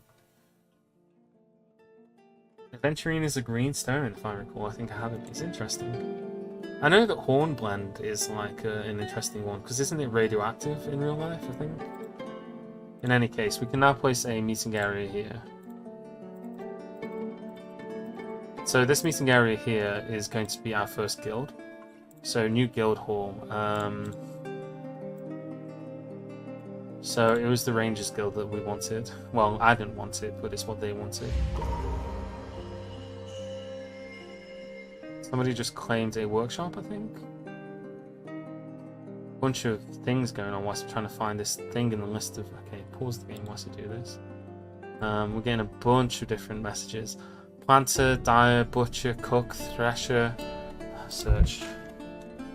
Ranger Hall. The Gilder Stones, the natural woods. So we need to make sure that it's reaches up to 2,000 value in order to meet our arrangements. The hunter has been stung by a honeybee. We struck chromite. Okay, a dwarven child is withdrawn from society.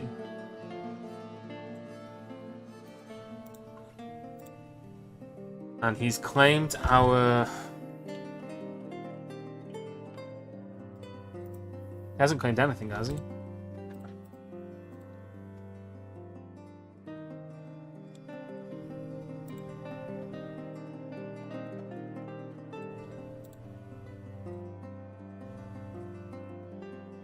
Strange mood.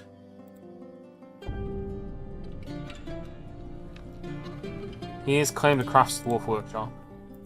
So whatever he makes is going to be really boring. He's taken some stray dog bone. He's got some copper bars, so that'll help the value a little, because copper isn't super... Okay, so he's making something out of... Oh, he hasn't got something he wants. Shining bars of metal, square blocks, pictures of skeletons.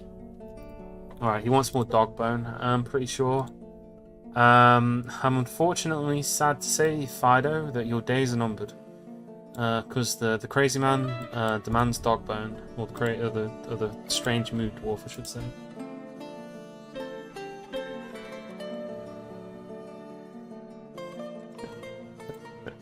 There we go. Skeletons, square blocks. I'm not sure what square blocks are. Shining bars of metal. We should have plenty of those. I think square blocks is just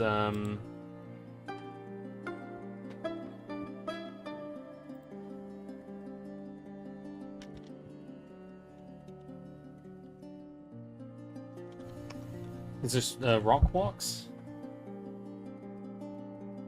or a metal block? We might need. We don't have any rock blocks. I guess we'll just. We did just butcher a dog. He hasn't ran off to go and get the dog meat, because normally you'd butcher the dog and then he'd immediately run off to go and get the dog bones if that's what he was after. So we will go over to our stoneworkers and we'll just say blocks, make rock blocks, just do this once. Okay, do we have any particularly valuable stones? I don't think we have marble, and I don't think any of these are worth anything in particular. I'm going to tell him to use shale, just because. Then if he does need those blocks, he'll make them out of shale.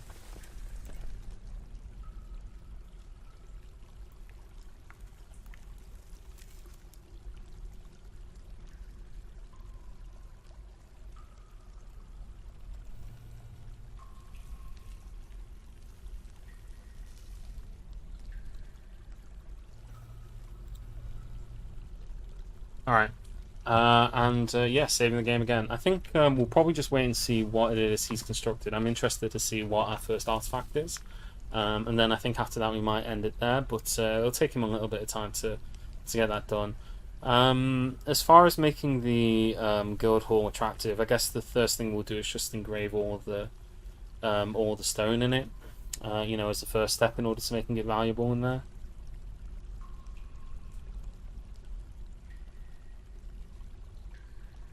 Good grief, this does take a while.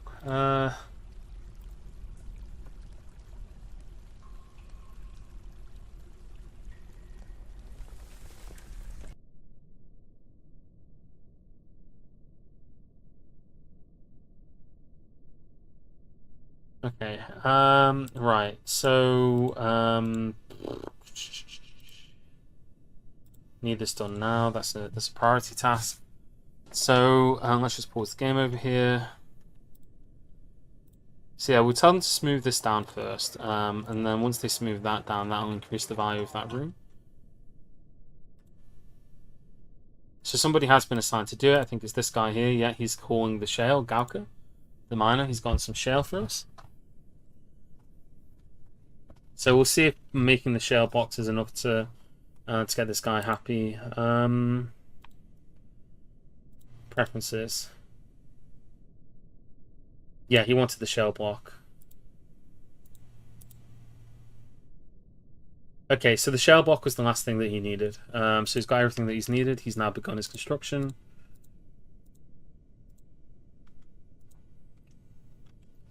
Oh, and cabinets are constructed as well. We need more beds already. We haven't got enough beds. It's a constant issue in this game. Just having enough bedrooms for all of your sodding dwarves. So, yeah, you're constantly fighting against that. But we'll put cabinets in the rooms of the guys that don't already have beds. And then we'll build a few more beds as well. Because, sorry, we'll put cabinets in the rooms of the people who already have beds. And now let's build a few more beds.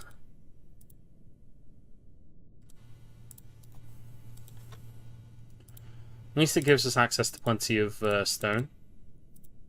So that's always good.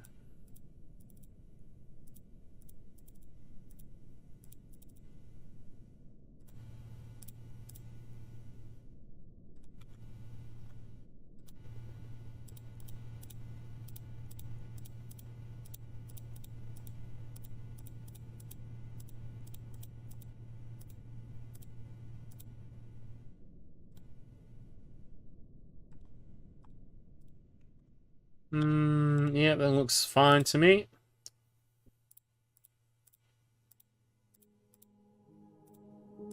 Make sure just everything's even and everything, looks fine. I don't want to accidentally dig out the wrong part and then just be left with a mess. I want it all to be the same sort of general shape and size on all sides.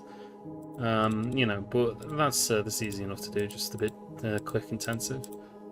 I know that you can record macros and things for this game, but I always forget to do it, and I like to just do it manually. Make sure that everything is correct. I'm not accidentally screwing it up somewhere.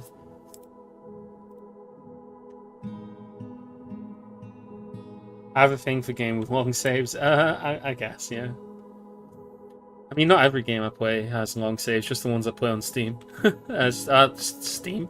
Well, I guess it is on Steam, but on stream, I mean. Okay, speaking of things that we haven't done for a bit, let's get some of these animals processed.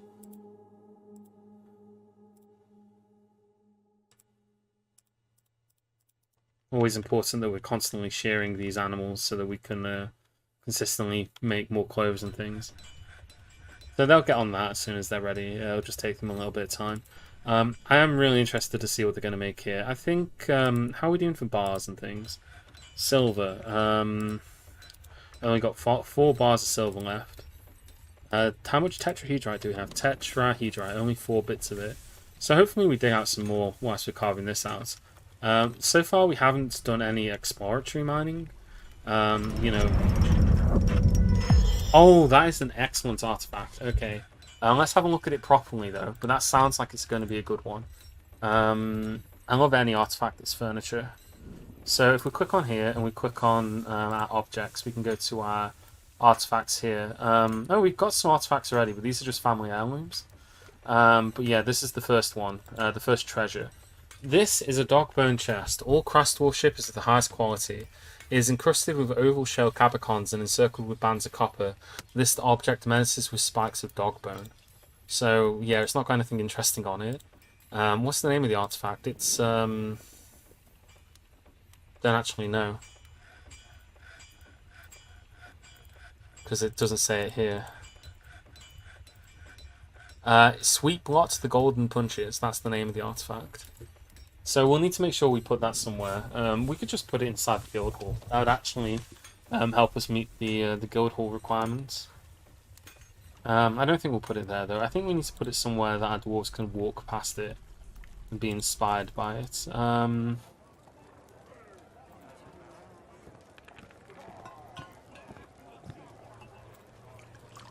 Let's put these regular old chests in here because we have got a bunch that I needed to put down. And then we'll put our artifact chest. Honestly,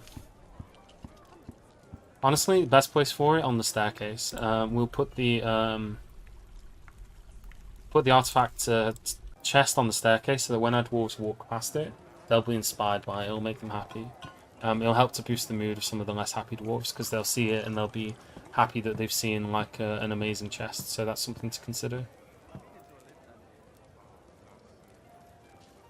Like, this is why we built this massive dining room, because them eating inside the dining room, it really helps with their mood.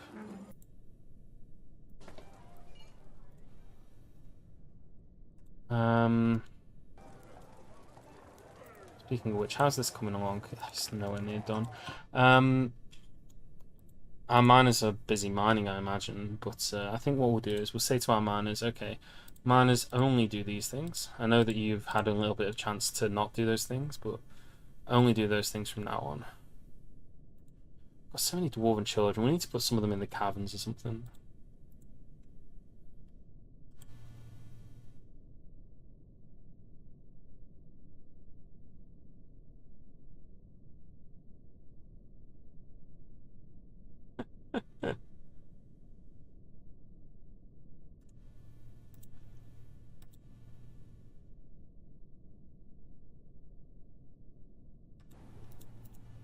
Do one of our dwarves hunting despite my hunting directive?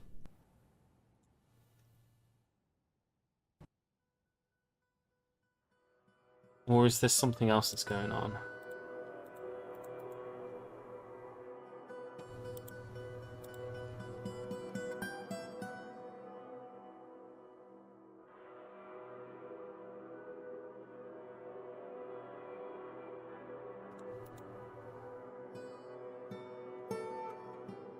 Okay, I'm feeling paranoid. I'm feeling really, really paranoid. I am feeling incredibly paranoid right now.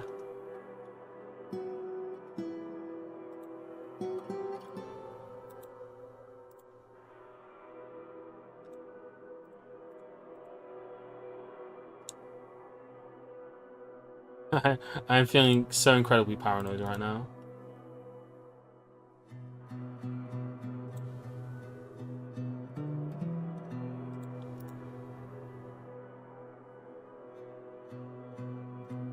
Come on, pull the lever. Okay, well, if you can't find the path and you don't pull the lever, then someone else... Oh, he got locked up outside.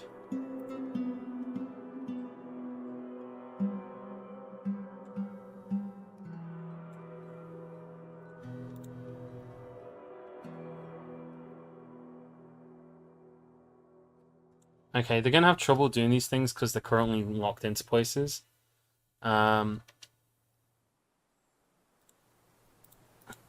Right. Okay, it looks like my paranoia was this time a little bit over the top OTT. We will reopen the fortress. Hopefully we don't accidentally splat one of our dwarves to death whilst we do it. Always a risk.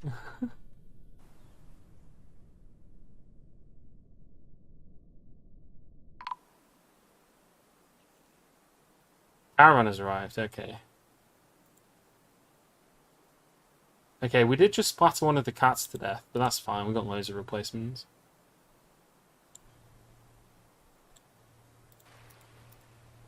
So they're going to make their way into the fortress, okay. Yeah, so the reason I was a bit paranoid there was I thought that it might be a werebeast.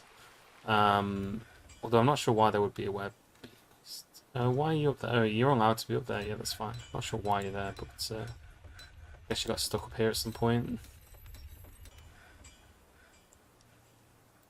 You are allowed to path back into the fortress now, though, so you should be able to get back in. Yeah, I thought it might be a werebeast. So I just wanted to close the fortress down quickly to prevent it from being an issue, because you know, werebeasts, it's not very nice. As I'm sure is not particularly surprising to people. You know, not something that we really want to have to deal with. Okay, so yeah, the traders have arrived. Everything's looking good. I'm going to save the game here. We've been streaming about 3 hours and almost 30 minutes now, but it's been a pretty good stream. I hope you guys have enjoyed it. I think next time we stream, we will return with The Sims 3, because it has been about 2 weeks now since we last played it, and I do want to make sure that we're getting on top of that. I've not given up on it or anything, just took a bit of a break from it. So we'll save the game here. We will also continue with this fortress as well. You know, we'll do that. So let's just save the game and return to the title screen. But yeah, it's been good so far. I hope you guys have enjoyed it. I've been enjoying it. It's been good to do this. You know, do this as well. If you didn't catch the first part, it is on YouTube. If anyone is interested in seeing that, I guess it's. I don't know. It is there if you know, if anyone's interested. All right. Yeah, I hope you've enjoyed. And if you have, I hope I'll see you guys again next time. And yeah, have a good one and have a good night.